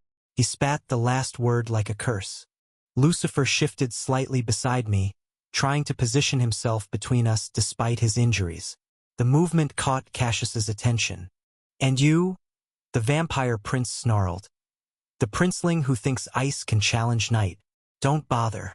You're as insignificant as he is." I felt rather than saw Rachel tense behind me, her healing magic still working desperately to repair the damage from Cassius's casual strike. The wound burned with cold fire, resisting her efforts. "She speaks your name in her sleep," Cassius continued, his voice a mixture of venom and anguish as his attention returned to me. "Did you know that? For years I've heard it. Arthur. Always Arthur. Never Cassius. Never the one who stood beside her through years of darkness." His night astral energy began to coalesce into something more focused, more deadly. The air seemed to fold around him, dimensions bending to accommodate his power. "If I can't have her love," he said with terrible finality, "then neither will you. Perhaps when you're gone, she'll finally see." The world exploded into blinding white. A bolt of lightning, too precise, too concentrated to be natural, struck Cassius with devastating force, sending him crashing into the far wall. The impact shattered ancient stone, dust and debris raining down in the aftermath. "Back!" A voice commanded, calm, authoritative, brooking no argument. We scrambled away from the impact site, our bodies suddenly free from the crushing pressure of Cassius's presence. I staggered, the wound in my chest throbbing with each heartbeat, but I managed to stay upright with Lucifer's support. A figure materialized at the chamber entrance. Tall, imposing, wrapped in robes of midnight blue embroidered with silver lightning patterns. His hair, pulled back in a severe topknot, was more salt than pepper, but his stance betrayed no hint of age or weakness. Lee Zenith, my master, Seraphina's uncle, high immortal ranker, and quite possibly the only reason we weren't all dead. "Uncle?" Seraphina breathed, relief evident in her voice. Lightning crackled around Lee's form, illuminating the stern planes of his face. His eyes, sharp as a hawk's and twice as unforgiving, scanned each of us quickly, assessing injuries and conditions with military precision. "Sloppy," he commented, though there was no heat in the criticism, "but alive, acceptable under the circumstances." From the rubble across the chamber, a figure emerged, Cassius, his immaculate appearance now marred by dust and a crack across his otherwise perfect face. His eyes blazed with fury as they fixed on Lee. "The lightning dragon of Mount Hua," Cassius said, his voice colder than before. "You're far from your territory, old man." Lee's expression didn't change, but the air around him hummed with barely restrained power. "And you're testing my patience, young vampire. These students are under my protection." Without looking away from Cassius, Lee addressed us. "Leave this chamber. Take the Eastern Passage. It will lead you to the surface." "Master," I began, but he cut me off with a slight gesture. "Go, Arthur. You've done enough for today." "They're not going anywhere," Cassius snarled, night astral energy whirling around him like a storm. Lee sighed, the sound somehow more threatening than any show of anger could have been. "I was hoping to avoid property damage," he said mildly. "Lord Daedric will be displeased about the renovations." Lightning erupted from his fingertips, arcing across the chamber in a display of raw power that made my hair stand on end. Cassius countered with a wave of night energy, the two forces colliding mid-air with a thunderous crack. The air between the two combatants distorted, reality itself struggling to contain the clash of powers that should not exist in the mortal realm. "Go," Lee repeated, his voice unchanged despite the strain of holding Cassius at bay. "This is not a battle for students." Rachel tugged at my arm. "Arthur, he's right. We need to leave. Now." Chapter 474. Resurgence. 4. I knew Master Lee was right. All of us were just going to hold him back by staying here when someone like Cassius von Noctis was present. The gap between our power wasn't just wide. It was a chasm, the kind that made even the bravest warriors look foolish for trying to cross. We'd already accomplished the impossible by defeating Lazarus and Vale. Pushing our luck against a high immortal would be suicide dressed as courage. So I nodded, meeting my master's gaze with the respect he'd earned 1,000 times over. "Thank you, master." And then, I turned around to escape.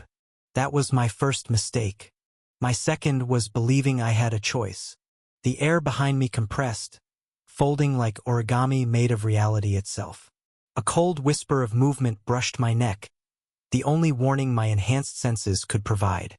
Not enough to dodge. Not enough to counter. Just enough to understand I was about to die. "Arthur!" Rachel screamed. I didn't see Cassius move. None of us did. One moment he was engaged with Lee, their powers clashing in a spectacular light show of lightning and night energy. The next, he was behind me, claws extended for my heart, his face a mask of cold fury. "The prey doesn't get to walk away," he hissed. Master Lee's response was instant. A bolt of concentrated lightning struck Cassius from the side, powerful enough to vaporize a lesser being. But Cassius merely shifted, absorbing the impact with one arm while continuing his strike toward me with the other.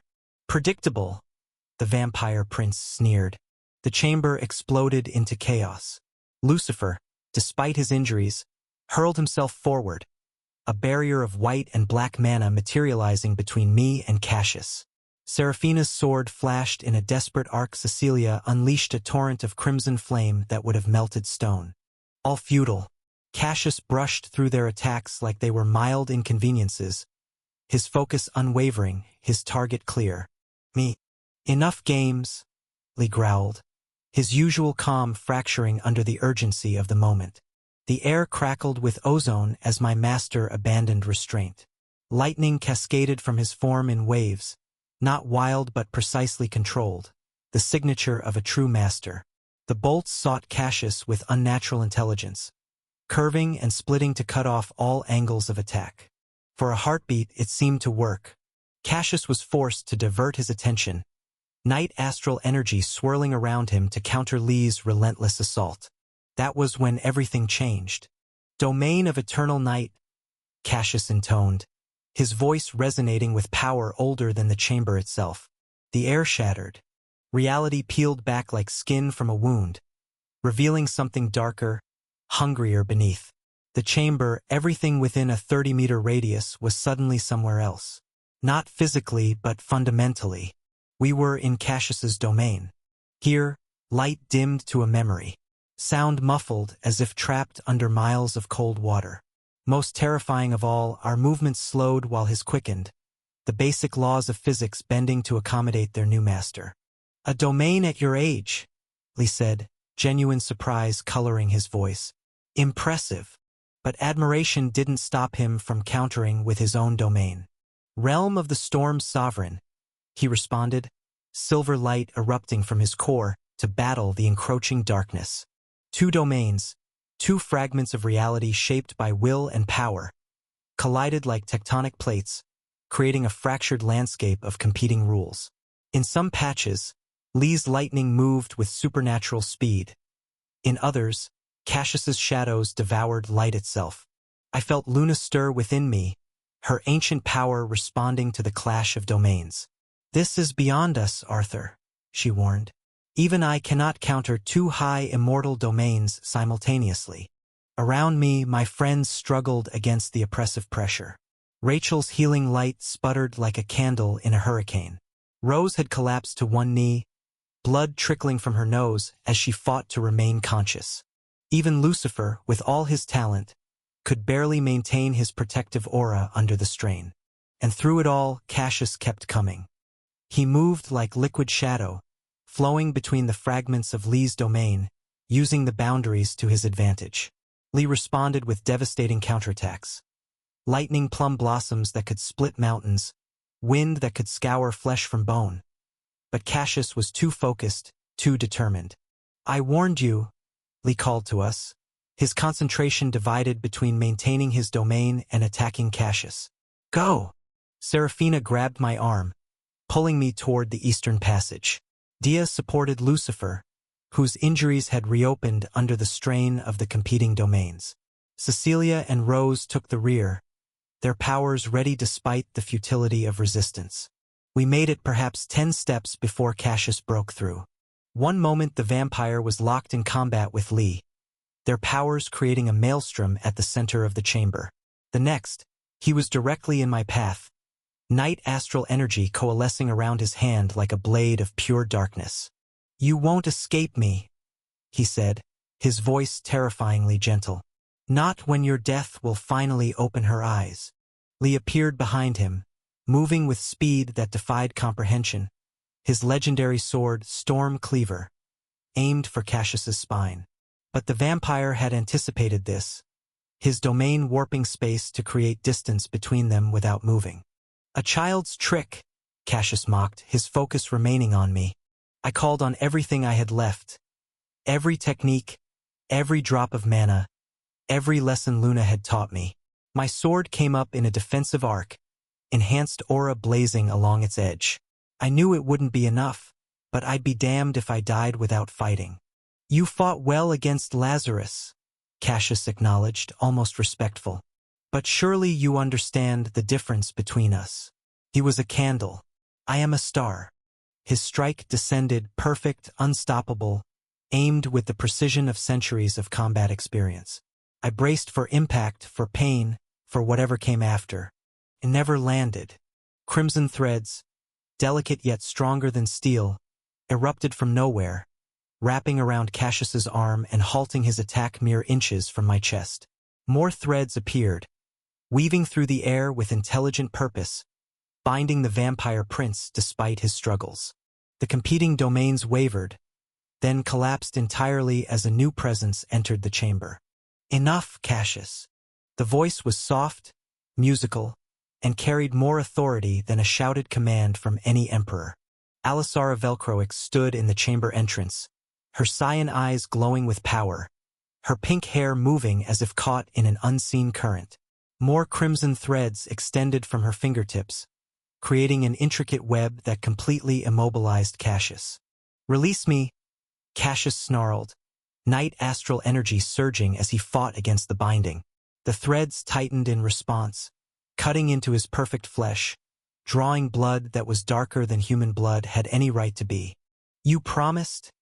Alisara said, her voice tinged with disappointment rather than anger. "You swore you wouldn't interfere with him. He killed Lazarus." Cassius roared, his composure shattering entirely. "Your precious experiment slaughtered an elder of the court. Lazarus knew the risks," she replied calmly, stepping further into the chamber. Her gaze passed over all of us, lingering on me for a moment longer than the others. Something flickered in those cyan depths. Recognition, satisfaction, perhaps even pride. Master Li had recovered his stance, Stormcleaver still drawn but no longer crackling with power.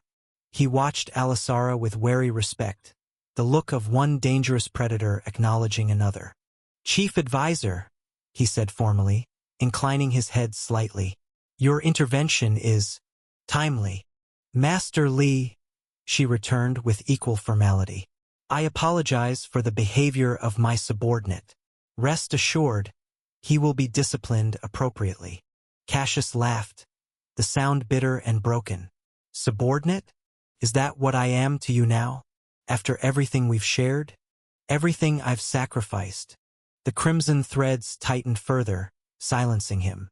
Blood now flowed freely from multiple wounds, but the damage seemed to cause him no pain. Only the words had hurt him. Alisara looked at me, and she let out a soft smile. "You chose correct, Arthur Nightingale." Chapter 475. Resurgence. 5. I could feel Master Li's wariness as he looked at Alisara. However, he knew just how outmatched he was now that Alisara revealed her strength. She was at mid-radiant rank, a classification so rare that most cultivators lived their entire lives without encountering one. The kind of power that made even high immortals look like children playing with sticks. Even the legendary Martial King would barely edge out a win against her, and Master Li was nowhere near that level. Yet I saw no fear in his eyes, only calculation, determination, and the quiet resolve of a man who had faced impossible odds before. "I chose correct?" I asked as Alisara's eyes met mine, that unnerving familiarity passing between us like a current. She nodded, a smile touching her lips that didn't quite reach her eyes. "You chose what I didn't want you to choose but hoped you would," Alisara said, her voice melodic yet somehow hollow. "I desired to own you right now, but waiting will make it all that much better." I shuddered slightly at the manic look in her eyes, that perfect blend of obsession and patience, like a predator who enjoys the chase as much as the kill. The crimson threads around Cassius tightened almost absently, drawing a hiss of pain from the vampire prince. He glared at me with pure hatred, but remained silent under Alisara's command. "Arthur leaves with us," Master Li said, each word measured and precise. Stormcleaver hummed in his grip, lightning dancing along its edge in response to his emotions. "Whatever game you're playing ends now." Alisara tilted her head, regarding Li with the mild curiosity one might show an unusual insect. "You misunderstand, Master Li. This isn't a game. It's destiny. Arthur and I have unfinished business spanning lifetimes.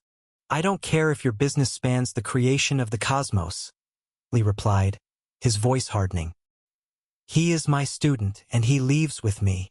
Something changed in Alisara's expression. A subtle shift from amusement to annoyance. The air around her thickened, pressure building like the moment before a storm breaks. Your loyalty is admirable, she said. Misplaced, but admirable. Master Li moved with the speed that had earned him his reputation as the lightning dragon of Mount Hua. One moment he stood between us, the next he was directly before Alisara. Stormcleaver aimed for her heart in a perfect execution of the seventh form of the Mount Hua sword style. Lightning plum blossoms scatter the storm. The blade blurred, creating dozens of afterimages shaped like plum blossoms, each crackling with lightning that could vaporize stone. It was a strike that could bisect mountains. Alisara didn't even blink. Her crimson threads intercepted the legendary blade mere inches from her chest, catching it like a spider's web snaring a charging bull. The impact released a shockwave that cracked the stone beneath our feet, yet she remained unmoved, her expression one of mild disappointment. Predictable, she sighed. I expected more creativity from the famed lightning blade. More threads erupted from her fingertips, lashing out with terrifying precision. Master Li abandoned his sword, prioritizing evasion over offense, but even his incredible speed wasn't enough. 3 crimson threads caught his left arm, instantly cutting through his defensive aura and biting into flesh. Li grimaced but didn't cry out, instead channeling lightning directly from his body in a desperate countermeasure. The electricity traveled up the threads toward Alisara, only to dissipate harmlessly against her passive barriers. Enough, she said almost gently. You're embarrassing yourself. With a casual gesture, she sent Li crashing into the far wall with enough force to create a crater in the ancient stone. He slumped to the ground, blood trickling from the corner of his mouth, but immediately struggled to rise again. Uncle! Seraphina cried, starting forward only to be restrained by Rose's firm grip. Don't, Rose warned, her analytical mind quickly assessing the hopelessness of the situation. We'll only make it worse. I wanted to help. Gods, I wanted to. But Luna's warning echoed in my mind, keeping me grounded. Alisara turned her attention back to me, extending her hand once more. Now, where were we? Ah yes, you were about to accept my invitation.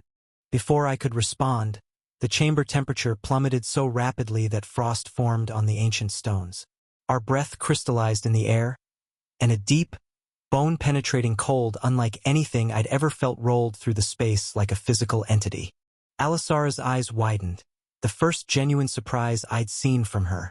She turned, crimson threads forming a protective barrier around her just as the far wall of the chamber exploded inward.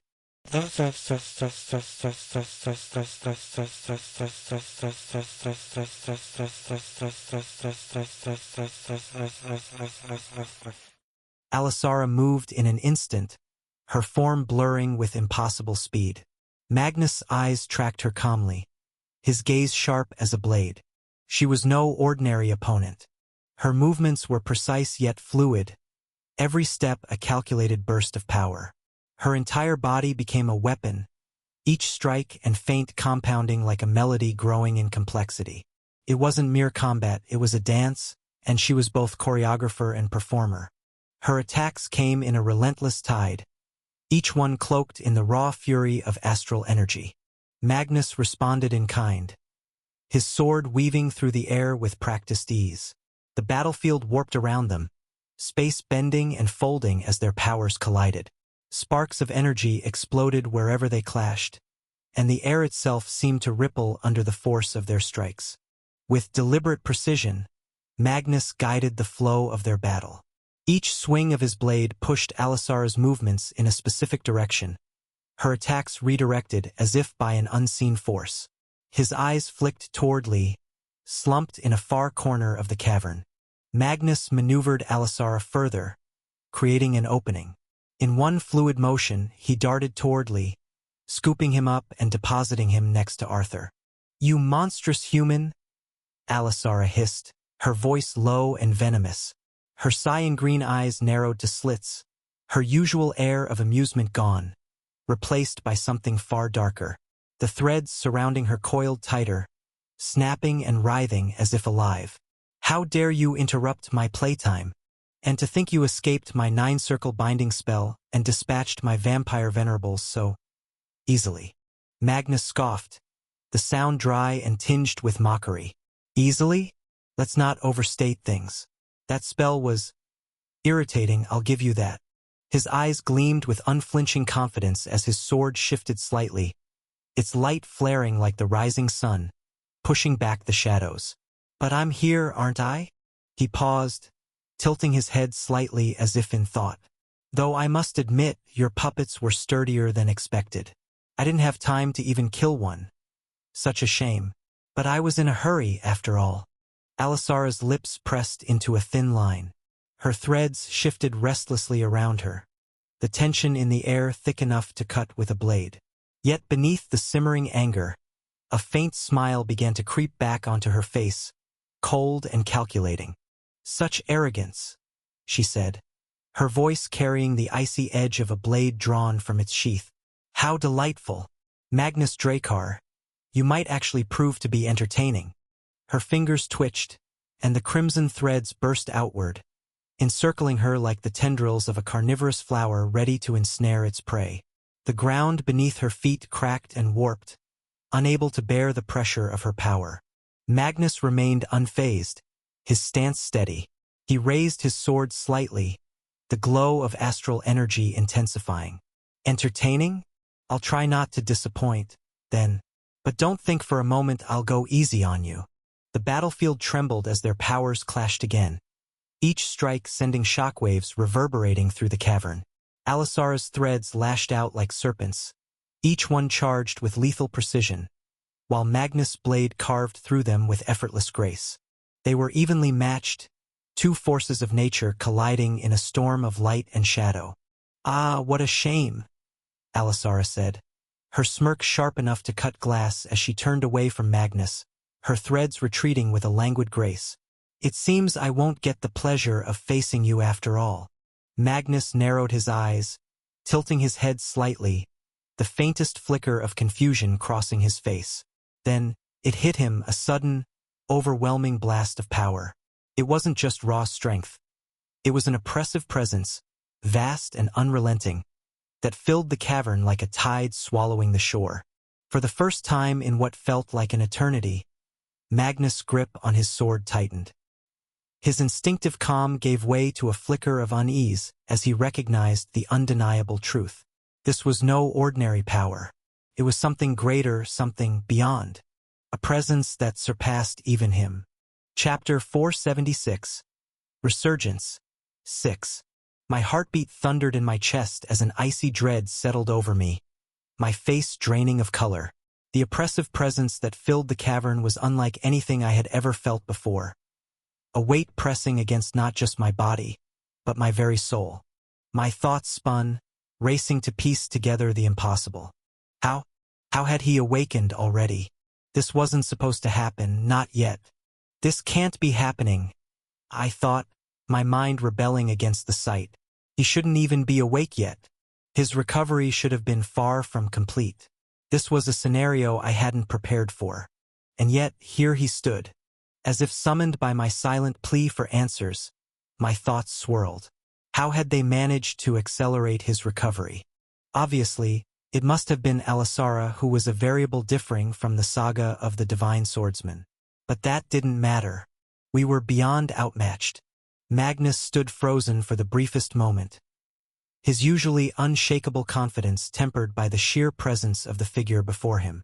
Caladros von Noctis was at the peak of mid-radiant rank. That alone would have been catastrophic. But there was more. Alisara Velcroix. She stepped forward as though she were his shadow, her radiant aura no less overwhelming than his, the two presences melding into a force so oppressive it felt like the very cavern might collapse. Magnus could beat Alisara on his own, though barely, but both of them together? Even Magnus would falter. The situation worsened with every passing second.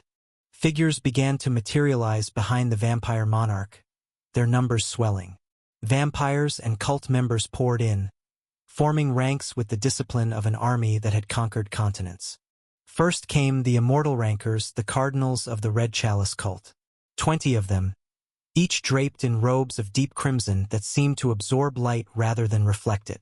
Each cardinal was easily capable of leveling a small city single-handedly, their power refined through decades of forbidden rituals. They arranged themselves in a perfect semicircle behind the monarch, staffs planted firmly against the stone floor. The crystals atop each staff pulsed in unison, a rhythm that disturbed the natural flow of mana in the cavern. Behind the cardinals came the ascendant rankers, the bishops, hundreds of them, their robes a shade lighter than the cardinals but no less imposing. Where the cardinals were silent and still, the bishops moved with predatory alertness, their hands constantly weaving small gestures that left trails of crimson energy in the air. Each bishop specialized in a different branch of blood magic, their collective knowledge representing centuries of forbidden research. The integration rankers, the priests, came next, their numbers too great to count at a glance. In the thousands at the very least, arranged in perfect rows, their discipline absolute. Their robes were simpler, but each wore a crimson sash that identified their specific role within the cult's hierarchy. Some carried ritual blades, others tomes bound in materials I didn't want to identify. Individually, they might pose little threat to someone of my capabilities, but together, their synchronized movements suggested they could channel their power as one devastating force. And behind them all, white rankers, the acolytes, the newest initiates, whose presence served as both cannon fodder and future investment. There were tens of thousands of them, their plain robes marked only by a small crimson emblem over their hearts. But the cult was only half of the nightmare. The vampires formed their own distinct hierarchy, moving into position with the fluid grace unique to their kind. At the forefront stood the vampire ancestors, 20 immortal rankers who had once ruled their own territories before pledging allegiance to Caladros. Behind the ancestors came the elders, ascendant rankers who served as the military commanders of the vampire forces. Next were the Blood Knights, integration rankers who formed the elite guard of the vampire hierarchy. They wore armor of blackened steel inlaid with veins of crimson crystal, each piece crafted to channel blood magic in combat. Their weapons varied: swords, spears, axes, but all shared the same unsettling quality of appearing partially liquid, as though the metal itself might flow like blood at any moment. Finally came the fledglings, the white rankers of vampire society. Recently turned and still adapting to their new existence, they nonetheless represented a significant threat with their enhanced strength, speed, and regenerative capabilities. A full army. The sight was suffocating. This wasn't a battle. It was annihilation waiting to happen. Is the world coming to an end? Cecilia's voice broke through the oppressive silence. She stepped to my side, her usual composure fraying as she stared at the overwhelming forces assembling before us. I swallowed hard, unable to form words, because for once, I couldn't argue with her. Magnus raised his sword, its dark surface shimmering with astral energy. "Arthur, take the others and go." His voice was calm, but there was no mistaking the undertone of urgency. I began, but Magnus cut me off with a glance. "You're not ready for this." He turned back toward the monarch and Alisara, his posture unyielding even as the weight of the odds bore down on him. "None of you are." As Magnus' sword flared with power, the echoes of the past and the terror of the present collided. Whatever hope we had was slipping through our fingers. "Ah, are we late?" A voice resonated across the cavern, calm yet sharp enough to slice through the oppressive atmosphere. Everyone turned to see her, Celine Kagu, stepping forward with a casual confidence that belied the enormity of her presence. Her white hair shimmered even in the dim light, and her sheer aura felt like a crack in the darkness, spilling light where none should exist. Unlike Magnus' cold, controlled power, Celine's essence burned like the heart of a star, a blazing inferno carefully contained within human form. Her golden eyes surveyed the assembled forces with a mixture of amusement and calculation, fingers tapping idly against the ornate hilt of a sword that seemed too delicate for real combat, an impression I knew from reputation to be dangerously misleading. Magnus' head tilted slightly, recognition flashing in his eyes. Celine Kagu, he muttered. About time, she said with a grin, stopping beside him, her own aura settling over the room like the first breath of winter. Caladros von Noctis's crimson eyes locked onto her, narrowing slightly. So, you sent everyone here, Kagu, he said, his deep voice rolling out like thunder. Celine didn't flinch under his glare, though her body tensed ever so slightly. Even she couldn't pretend to be unaffected by the presence of the vampire monarch. I figured the Southern Sea could use some visitors, she replied, her grin widening as though they were exchanging pleasantries at a banquet rather than standing at the precipice of war. Magnus glanced at her. Reinforcements. Would I come alone to face this monstrosity? She said, her tone dry but playful. As if on cue, figures began to fill the cavern. They moved with precision and purpose, their footsteps echoing off the walls. First came the blue sky troops of the Namgung family, their robes a deep blue that shimmered like the endless sky at dusk. Their arrival seemed to carry with it a subtle shift in the air, a wind trailing in their wake. At their head was Jean Namgung, the Sky Sword, his narrow eyes sharp and unwavering as he stepped forward to take command. Jean wore armor that seemed impossibly light, crafted from a material that resembled solidified wind, translucent in some angles, opaque in others. His long hair was bound in a traditional topknot, secured with an ornate pin that bore his family's crest. At his side hung a curved blade said to be similar to the fall of the sky itself. The blue sky troops moved as one entity, their steps synchronized to such a degree that they appeared to float rather than walk. I counted at least 50 ascendant rankers among them, with Jean himself at peak immortal rank. But they were not alone. Behind them came the void vanguard of the Kagu family, their fiery presence unmistakable. Their energy crackled and flared as they moved, a visible manifestation of the fire that defined their legacy. The Void Vanguard specialized in close-quarters combat without the use of weapons. Chapter 477. Resurgence. 7. From another entrance, the Jade Phoenix Guard of the Peng family emerged, their robes of vivid green that seemed to shimmer with an otherworldly light. Their movements were synchronized, fluid, and precise, like a river carving its way through stone. The guard was led by Feng Peng, the Emerald General, whose age was impossible to determine from his serene features. His long beard, meticulously groomed and adorned with jade beads, flowed over ceremonial armor that appeared to be made from actual feathers, thousands of them, each harder than steel and infused with natural energy. Unlike the other forces, the Jade Phoenix Guard moved in perfect harmony with their surroundings, their steps causing the very earth to respond. Each member carried a staff topped with a jade orb, containing concentrated life energy capable of healing allies or corrupting enemies. Then came the infernal vanguard of the Gu family, their weapons flickering with flames that cast dancing shadows across the cavern walls. Their arrival was marked by an overwhelming heat, as though they carried the heart of a volcano with them.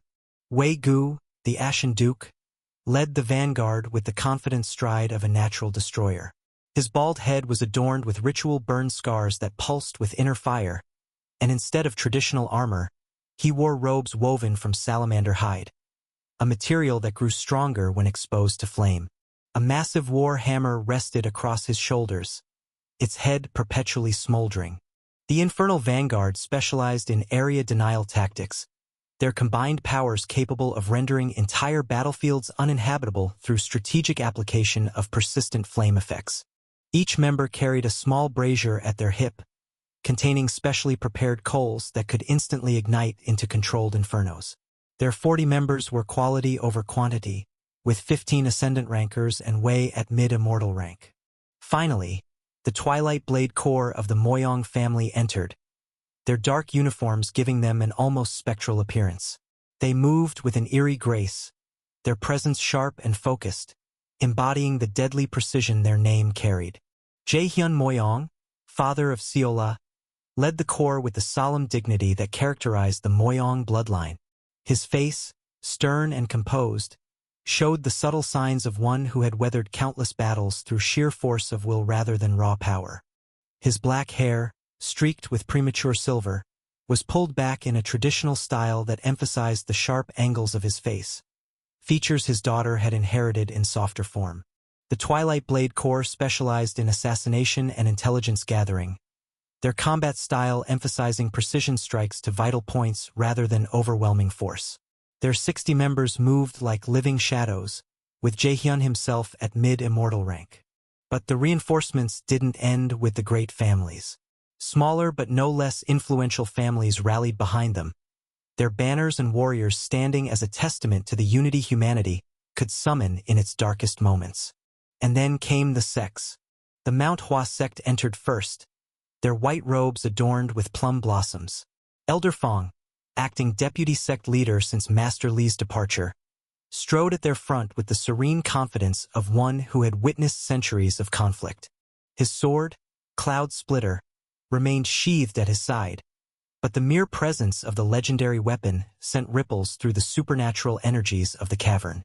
Behind Elder Fong came the 6 immortal rank masters of Mount Hua. Following the masters were the 30 ascendant rank elders, each specializing in different aspects of the sect's renowned plum blossom techniques. Mount Hua disciples moved with a distinctive rhythm, their steps following patterns based on the Plum Blossom Sword Manual's foundational principles. Rather than forming rigid ranks, they arranged themselves in a flowing formation that could adapt to changing battlefield conditions with minimal communication. The Wudong sect followed, their movements fluid and elegant, like a dance choreographed by the wind. They carried an air of quiet power, their martial artists wielding weapons that gleamed with a tempered calm. Grandmaster Zhao, the Wudong patriarch, walked with the balanced gait of a true Taoist cultivator, neither hurried nor delayed, simply moving in perfect harmony with the cosmic rhythm. His plain robes belied his status, the only indication of his position being the ancient wooden token hanging from his sash, carved with the sex symbol and said to contain a fragment of the original Wudong founder's spirit. Wudong practitioners arranged themselves in a formation resembling the Taiji symbol, their positions constantly shifting in subtle ways that maintained perfect defensive coverage while preparing for offensive opportunities. Their specialty lay in internal energy cultivation, allowing them to fight at peak efficiency for extended periods without exhaustion. Lastly, the Southern Edge sect arrived, their steps sharp and deliberate, embodying their reputation for ruthless efficiency. Their leader's gaze swept the battlefield, calculating and assessing with a precision that was almost mechanical. Mistress Lin, the Severing Blade, commanded the Southern Edge forces with cold authority. Her sect specialized in decisive strikes designed to end conflicts in the earliest stages, prioritizing efficiency over tradition or honor. Her hair was cropped short in the sect's utilitarian style, and her clothing, while formerly a uniform, showed signs of practical field modifications, extra pouches for specialized weapons, reinforced joints for greater mobility. 2 immortal rank blade masters flanked her, each carrying a weapon that had achieved near-legendary status. 17 ascendant rank cut elders formed the tactical command, each specializing in a different aspect of the sect's notorious execution techniques. Southern Edge disciples carried a distinctive array of chain-linked weapons that could rapidly transform between different combat configurations based on battlefield needs. Their formation emphasized creating vulnerability in enemy ranks that could be immediately exploited by specialized strike teams. Together, they filled the cavern, their combined auras pushing back against the oppressive darkness that Caladros exuded. A wave of hope surged through me at the sight, not because I believed we could win, but because humanity had answered the call. We would not face extinction without a fight. The vampire monarch's eyes scanned the reinforcements, his expression unreadable. Finally, he spoke. "So, humanity gathers its remnants," he said, his tone dripping with disdain. "Do you think this will change anything?" "It's worth trying," Celine shot back, her voice cutting through the tension like a blade. Her gaze shifted to Magnus, her grin returning. "Ready to show him what humanity's remnants can do?" Magnus hefted his sword, the edges of his aura sharpening like the blade in his hand. "Always." The 2 radiant rankers moved to stand side by side, their contrasting energies, ice and fire, creating a harmony that somehow amplified both. Behind them, The assembled forces of humanity's greatest families and sects readied themselves, weapons drawn, formations tightening. Across the cavern, Caladros raised a hand lazily, and his forces responded with mechanical precision. The cardinals began a low chant, their voices harmonizing in a language older than recorded history. The bishops spread out in predetermined patterns, blood magic coalescing around their fingertips. The priests and acolytes arranged themselves in concentric circles, creating a living ritual formation. The vampire ancestors drew weapons that hadn't tasted blood in centuries, their eyes glowing with anticipation. The elders hissed commands to the blood knights, who formed a living wall of darkened steel and crimson crystal. The fledglings crouched like predators ready to spring, their newly enhanced instincts making them eager for the coming violence. Alisara stepped forward to stand beside Caladros, her crimson threads weaving complex patterns in the air around them both. She caught my eye across the battlefield and smiled, a gesture filled with such certainty that a chill ran down my spine. For a moment, the cavern was silent, the stillness of a storm waiting to break. The air itself seemed to hold its breath, time slowing to a crawl as two forces, one representing humanity's hope, the other its extinction, prepared to clash. I gripped my sword tighter, feeling the weight of everything that had led to this moment. Every training session, every battle, every lesson, all culminating here, in this ancient cavern beneath the southern sea-sun palace. Then, with a soundless signal, the battle began. Chapter 478. Resurgence. 8. The air trembled as the four radiant rankers unleashed their domains, twisting the space-time axis into something unrecognizable. The world around them shifted, isolating their battlefield from everyone else. Within this warped reality, the lines of power were drawn, the stakes clear. Martial King Magnus Dracar faced the towering presence of the vampire monarch, Caladros von Noctis. The weight of the monarch's aura pressed against the very fabric of existence, a challenge that Magnus answered with the silent hum of his astral-infused blade. Twilight Ice Sovereign Selene Kagu stood across from the Crimson Dancer, Alisara Velcroix. Their gazes locked, the tension between them palpable. Selene's god's eyes shimmered, a faint, cold glow as they worked to analyze her opponent. In that moment, the realization struck her like a thunderclap. She was outmatched. Selene Kagu, though at the peak of low radiant rank, could feel the overwhelming power radiating from Alisara. The Crimson Dancer wasn't just formidable. She was near the bottom of mid-radiant rank, a clear gulf between them in both strength and control. Alisara tilted her head slightly, her cyan-green eyes glimmering with something unsettling. "Let's not fight," she said, her voice smooth, almost musical. Selene's eyes narrowed, her breath steady despite the chill of unease creeping down her spine. Her grip on her glaive tightened, the frost-coated weapon gleaming in the strange light of their isolated domain. "And why?" Selene asked coldly, her voice cutting through the tension like a shard of ice. "Would I agree to that?" Alisara's lips curled into a smirk, her demeanor casual, though her every movement was calculated. She stretched her arms languidly, as though they weren't standing on the precipice of a battle that could decide the fate of nations. Her crimson threads wove around her, coiling and uncoiling like living serpents. "Because," Alisara said, "we both know how this ends. You'll fight valiantly, I'm sure. You'll even make it interesting, which I'll admit is more than most could manage.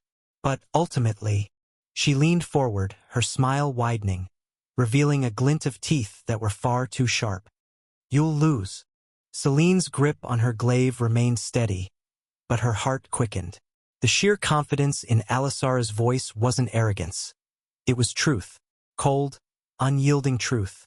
"I'm not here to entertain you," Selene replied, her god's eyes flaring brighter, ice beginning to crystallize around her feet.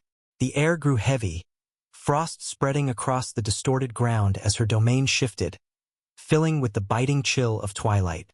Alisara sighed dramatically, the threads around her whipping through the air like crimson lightning. "Ah, so stubborn. It's charming, really." She twirled a finger lazily, and one of her threads lashed out, slicing through the icy mist with unnatural precision. Selene didn't flinch. Her glaive moved like an extension of her body, intercepting the crimson thread with a crackling surge of freezing energy.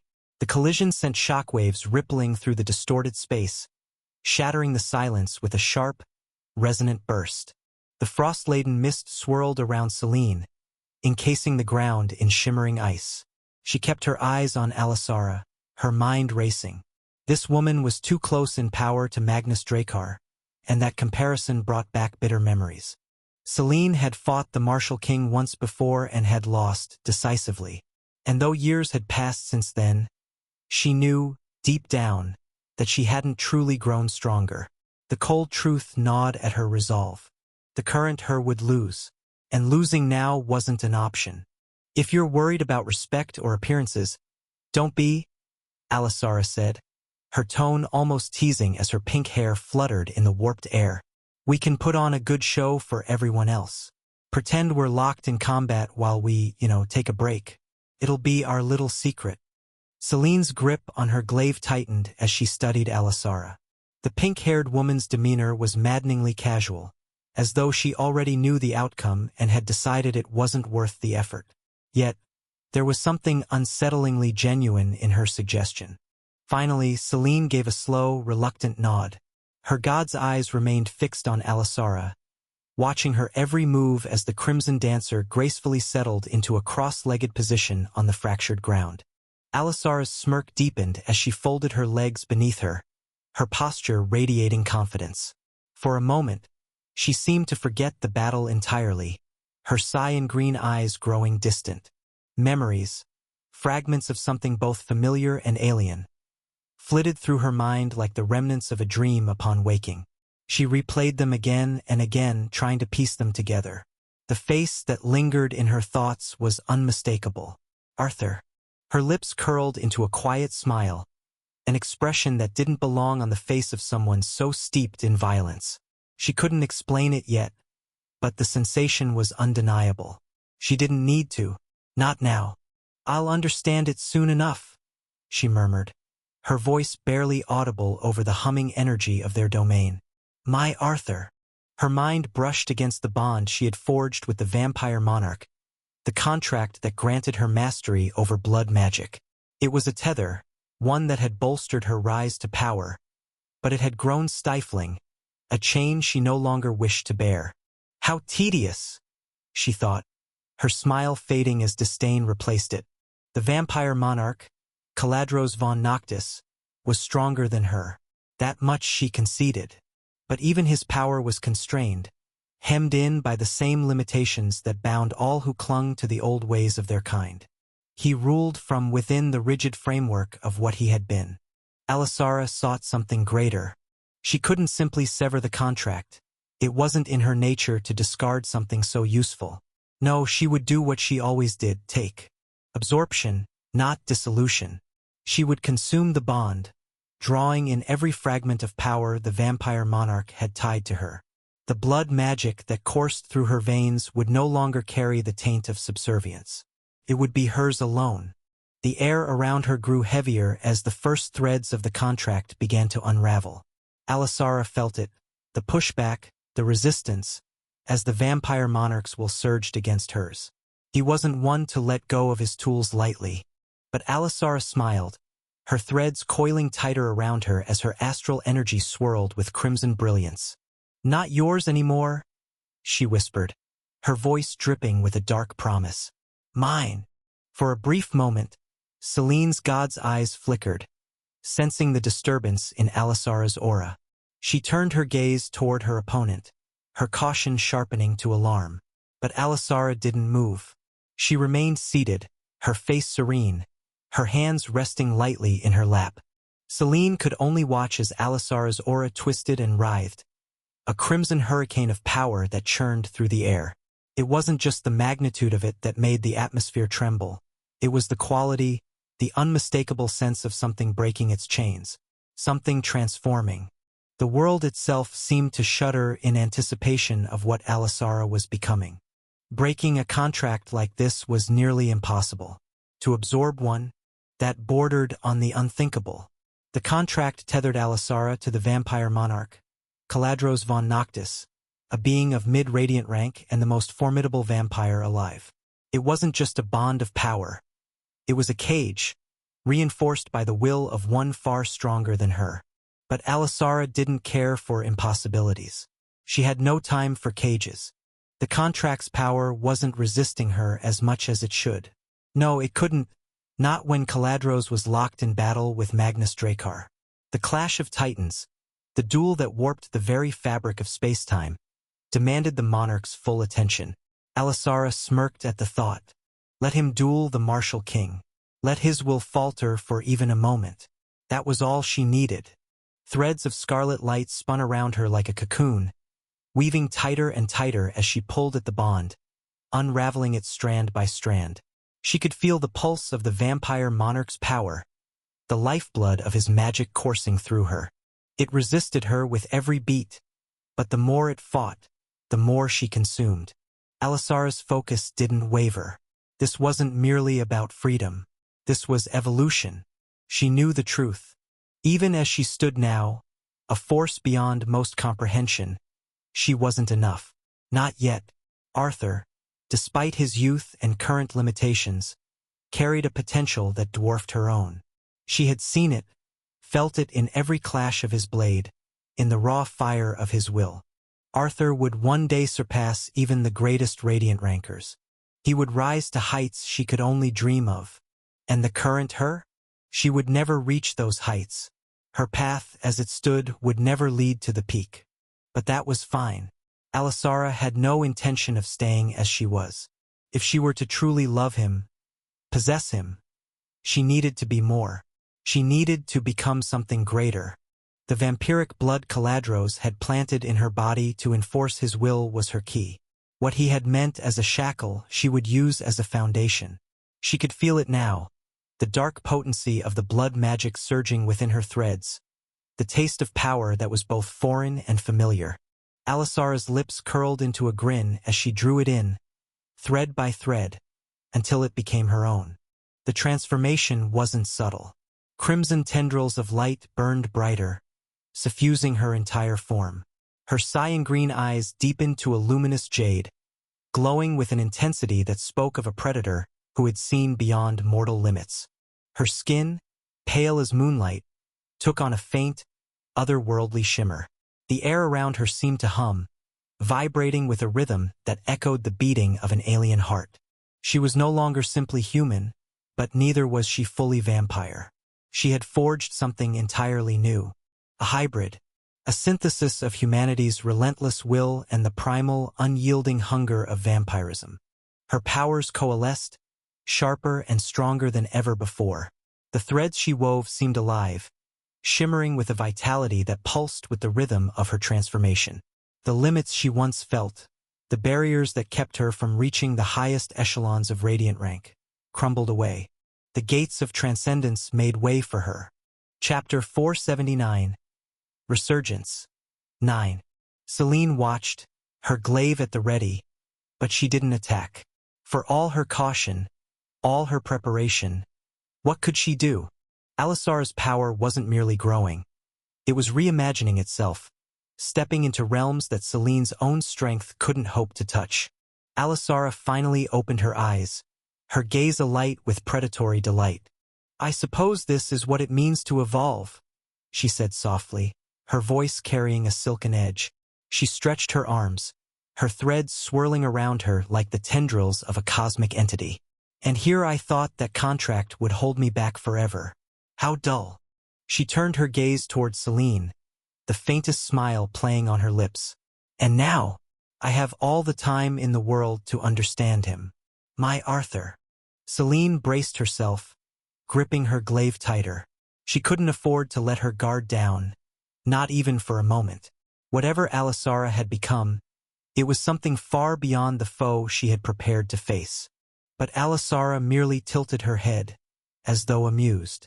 "Don't worry, Kagu," she said, her tone almost teasing. "I'm not here for you. I have bigger plans." With a single, fluid motion, Alisara turned, her threads dissolving the last vestiges of the contract. Her transformation was complete, and as the fractured space around them seemed to settle, the Crimson Dancer smiled. "My dear Arthur," she murmured almost to herself, "you'll come to see it, won't you? Just how perfect we'll be together." Alisara Velcroix had reached high radiant rank. The air around them stilled, as if the world itself held its breath in the wake of her transformation. Selene felt it, the weight of Alisara's new power pressing against her domain like an ocean against a dam. Her god's eyes could barely process what they were seeing. The structure of Alisara's mana had fundamentally changed, becoming something her perception couldn't fully comprehend. "What have you done?" Selene whispered, unable to keep the mix of awe and horror from her voice. Alisara smiled, examining her hands as crimson threads danced between her fingers like living extensions of her will. "I've transcended the limits imposed upon me," she said, her voice resonating with newfound depth. "Caladros intended to keep me as his instrument. Instead, I've taken what was rightfully mine." She rose to her feet with fluid grace, her movement leaving afterimages in the distorted space around them. The ground beneath her seemed to ripple, as if reality itself struggled to contain her presence. "You know," Alisara continued conversationally, "I've always admired your tenacity, Selene Kagu. You've clawed your way to power through sheer force of will. It's commendable." Selene didn't lower her glaive. "Save your admiration. I don't need validation from someone who betrays their allies." "Allies?" Alisara laughed, the sound rich and melodious despite the darkness it carried. "Caladros was never my ally. He was my jailer, and I his prized possession." Her expression hardened momentarily.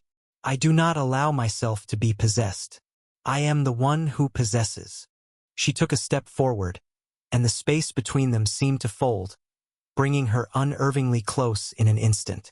Selene reacted instinctively, her glaive sweeping in a perfect arc of frost and astral energy. Alisara didn't dodge. She simply raised a hand, and a web of crimson threads materialized, catching the glaive with ease. The weapon's momentum died against the threads, its freezing energy absorbed and dispersed harmlessly. "I didn't lie when I said I wasn't here for you," Alisara said softly. "But before I leave, I do need to tie up loose ends." Selene tried to pull her weapon free, but the threads had wrapped around it completely, binding it in place. "Leave? What are you talking about?" Alisara's gaze drifted toward the distant battle between Magnus and Caladros, her expression contemplative. "This world is too small for what I need to become, and Arthur isn't ready yet. He needs time to grow, to realize his full potential." Her eyes returned to Selene, glowing with newfound intensity. "And I need time to prepare for him." "You're insane," Selene whispered, channeling more of her power into her god's eyes, desperately searching for a weakness, a vulnerability, anything she could exploit. "Insanity is such a limited concept," Alisara replied, her threads beginning to extend beyond the glaive, creeping toward Selene's arms. "What appears as madness to those confined by conventional thought is often simply a higher understanding." Selene released her grip on the glaive, leaping backward as frost erupted around her in a defensive sphere. Her domain intensified, the temperature plummeting to levels that would freeze most beings solid in seconds. "I won't let you leave," Selene declared, ice forming around her in complex, crystalline patterns that amplified her power. "Whatever you're planning ends here." Alisara watched the display with something akin to fondness. "Such determination. It's why I've decided on a gift for you, rather than destruction." Before Selene could respond, Alisara moved. Not with the blinding speed of combat, but with the deliberate grace of someone performing a ritual. Her hands traced patterns in the air, crimson threads following their movement like brush strokes on canvas. "You see," Alisara continued as if they were having a pleasant conversation, "with what's coming in the Eastern continent, someone of your caliber could shift the balance too quickly. That war needs to play out naturally." Alarm flashed through Selene as understanding dawned. "You can't." "I can," Alisara interrupted gently. "And I will. It's nothing personal, truly. You're simply too significant a piece on the board. Her threads suddenly multiplied, filling the space between them with a web of crimson light so dense it obscured vision. Through gaps in the web, Celine could see Alisara's hands moving in complex gestures, weaving a spell unlike anything she had encountered before. Consider this a forced vacation, Twilight Ice Sovereign, Alisara said, her voice resonating from everywhere at once. The East needs to forge itself in conflict without your interference. The pieces must develop naturally. Her threads suddenly multiplied, filling the space between them with a web of crimson light so dense it obscured vision. Through gaps in the web, Celine could see Alisara's hands moving in complex gestures, weaving a spell unlike anything she had encountered before. This is my parting gift, Twilight Ice Sovereign, Alisara said, her voice resonating from everywhere at once. A piece of myself, planted within you like a seed. It won't consume you, that would be a waste of your potential. Instead, it will wait, dormant, until the moment it's needed. Celine fought with everything she had. Her god's eyes blazed with power as she analyzed the web of threads, identifying key nodes and vulnerabilities. Her domain expanded, frost spreading in intricate fractal patterns that sought to disrupt the crimson lattice.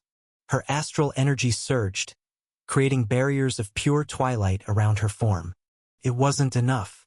The threads moved like living things, adapting to her every counter, flowing around her defenses as water flows around stone. Where her ice shattered them, they reformed. Where her astral energy repelled them, they found new paths. Don't fight it, Celine, Alisara said, her voice almost gentle. The Eastern continent needs time to develop without your interference. The coming conflicts will forge the next generation of powerhouses, and they can't do that while living in your shadow. This isn't about the East, Celine snarled, frost gathering around her in a last desperate defense. This is about you eliminating anyone who might stand against your plans. Perhaps partly, Alisara admitted, but I'm also doing the East a favor. True strength comes from struggle, not from having a radiant rancor solve all your problems. The crimson threads suddenly contracted, constricting around Celine before she could react. They didn't cut or crush. Instead, they sank into her skin, disappearing beneath the surface like liquid being absorbed by cloth. Celine gasped as foreign power entered her system, spreading throughout her body with unstoppable momentum. What have you done? She managed through gritted teeth, fighting to maintain consciousness as her vision began to blur. Alisara approached, her transformation now complete. Her eyes glowed with jade fire, her skin luminous with power that transcended mortal limits. She reached out, gently touching Celine's cheek with fingers that left trails of crimson light on her skin. I've ensured that the Eastern continent will have to solve its own problems, she said softly. Sleep well, Celine Kagu. The war that's coming needs to unfold without your intervention. Celine's god's eyes dimmed as consciousness fled, her body going limp as Alisara's spell took hold. The crimson dancer caught her before she fell, lowering her gently to the ground.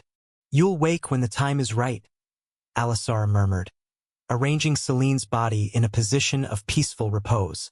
When the East has forged its own heroes through fire and blood, without a radiant rancor to fight their battles for them.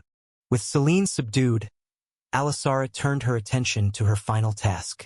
The battle between Magnus and Caladros raged nearby, their power warping reality with each exchange. She could feel Caladros' growing fury as he sensed what she had done. The contract between them completely absorbed, his hold over her severed forever. Time to leave them to their little war, she murmured, her fingers weaving complex patterns in the air. The space before her began to tear, reality itself parting like fabric under a blade. A rift formed, not a portal to another location in this world, but something far more profound.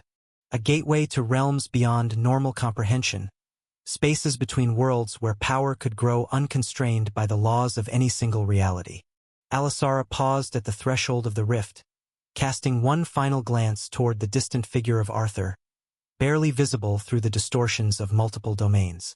Her expression softened momentarily, something almost tender flickering in her jade eyes. "Grow strong, my Arthur," she whispered. "Become what you were meant to be. And when you're ready, truly ready, I'll return." She stepped into the rift, her form dissolving into crimson light as she passed beyond the boundaries of the world. The gateway shuddered once, then collapsed, leaving only a faint ripple in the air to mark where it had been. In the silence that followed, only the unconscious form of Celine Kagu remained, her breathing shallow, her mind locked in a slumber that no healer in this world could break. Alisara Velcroix, the Crimson Dancer, had left the world behind. Chapter 480. Resurgence. 10. War. The word looked harmless enough on a page. 3 little letters. Compact. Efficient. The kind of word that wouldn't even be noticed in a government memo until it had already ruined your week. But war, in practice, was not efficient. It was spectacularly messy. It broke buildings, broke people, and occasionally broke the laws of physics when mages and miasma users got too enthusiastic. War was to be avoided, like poorly cooked pufferfish or blind dates with nobles. And yet, here we were, not avoiding it.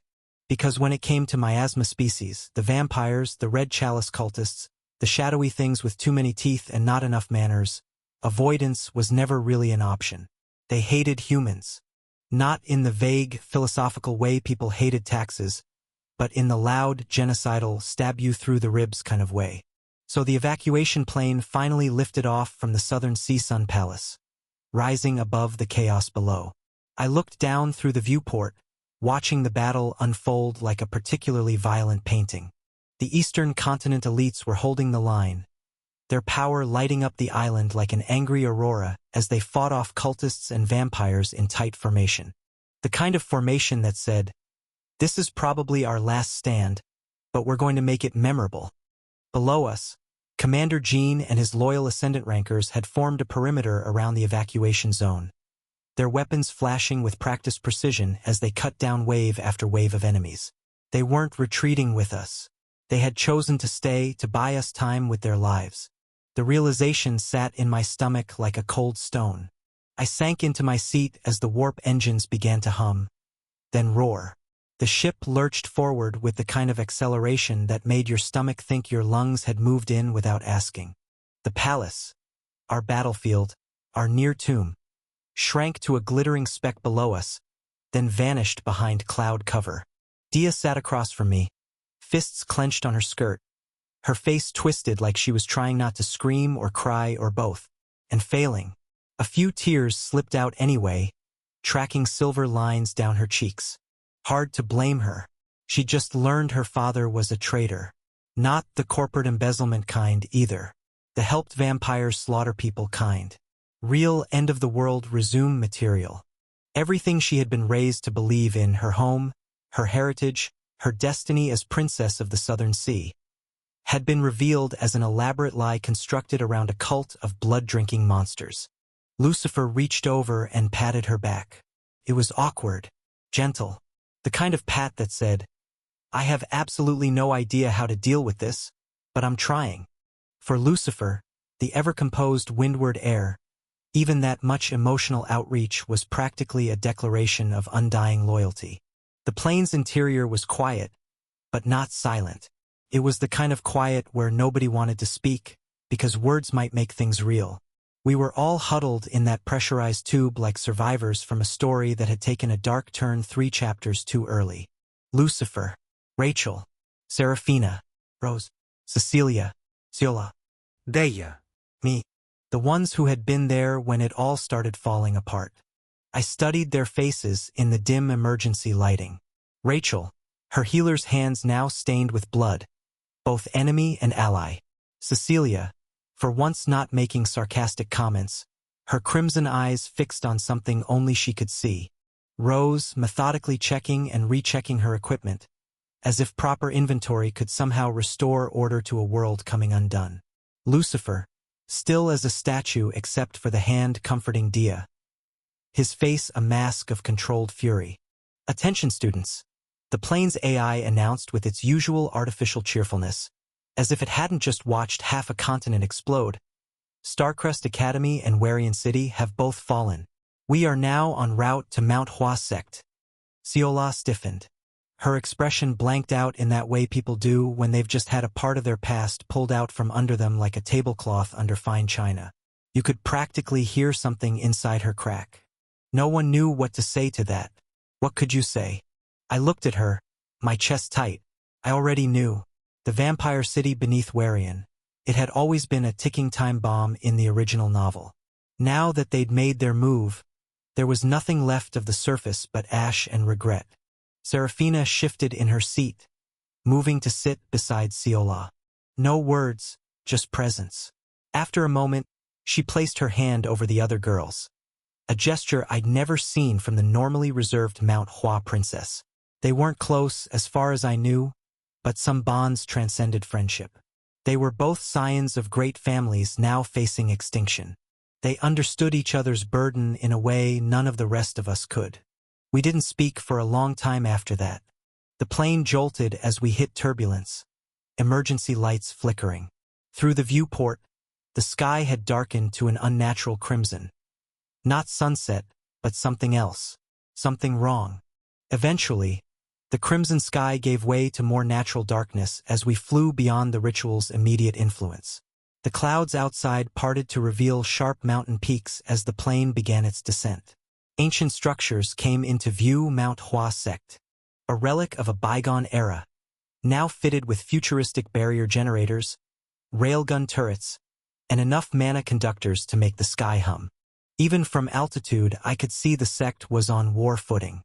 Disciples moved in formation across courtyards, spiritual energy flaring as they reinforced defensive positions.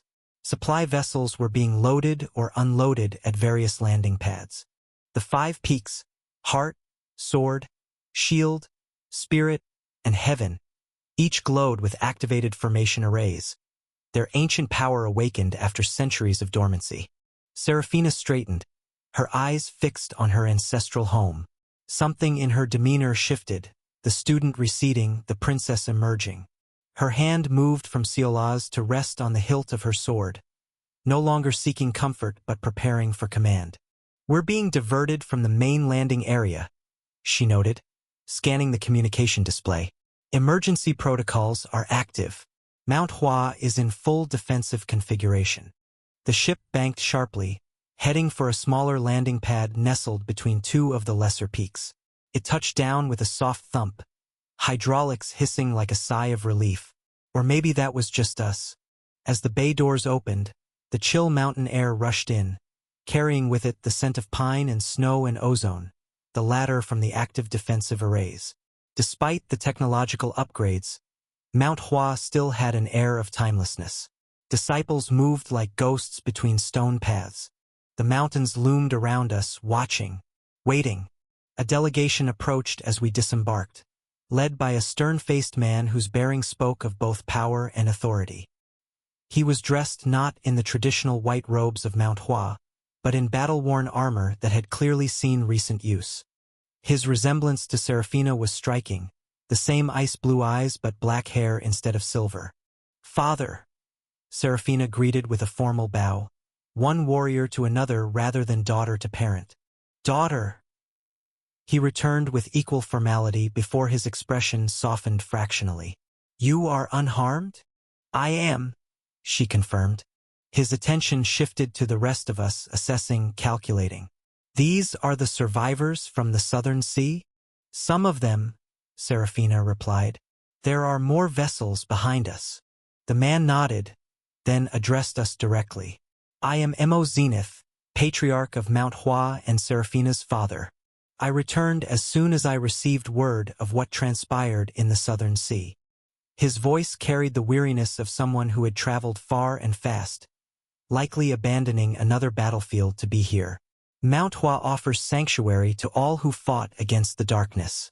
You will be provided accommodations and medical attention as needed."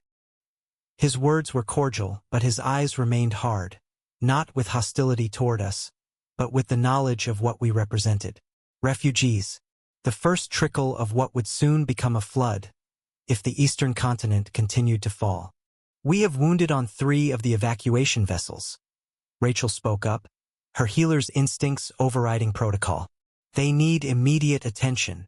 Our medical teams are standing by, Master Li assured her, gesturing to robed figures already moving toward the other landing pads. Now, please follow me. The council is gathering, and they will want to hear first-hand accounts of what transpired at the Southern Sea Sun Palace.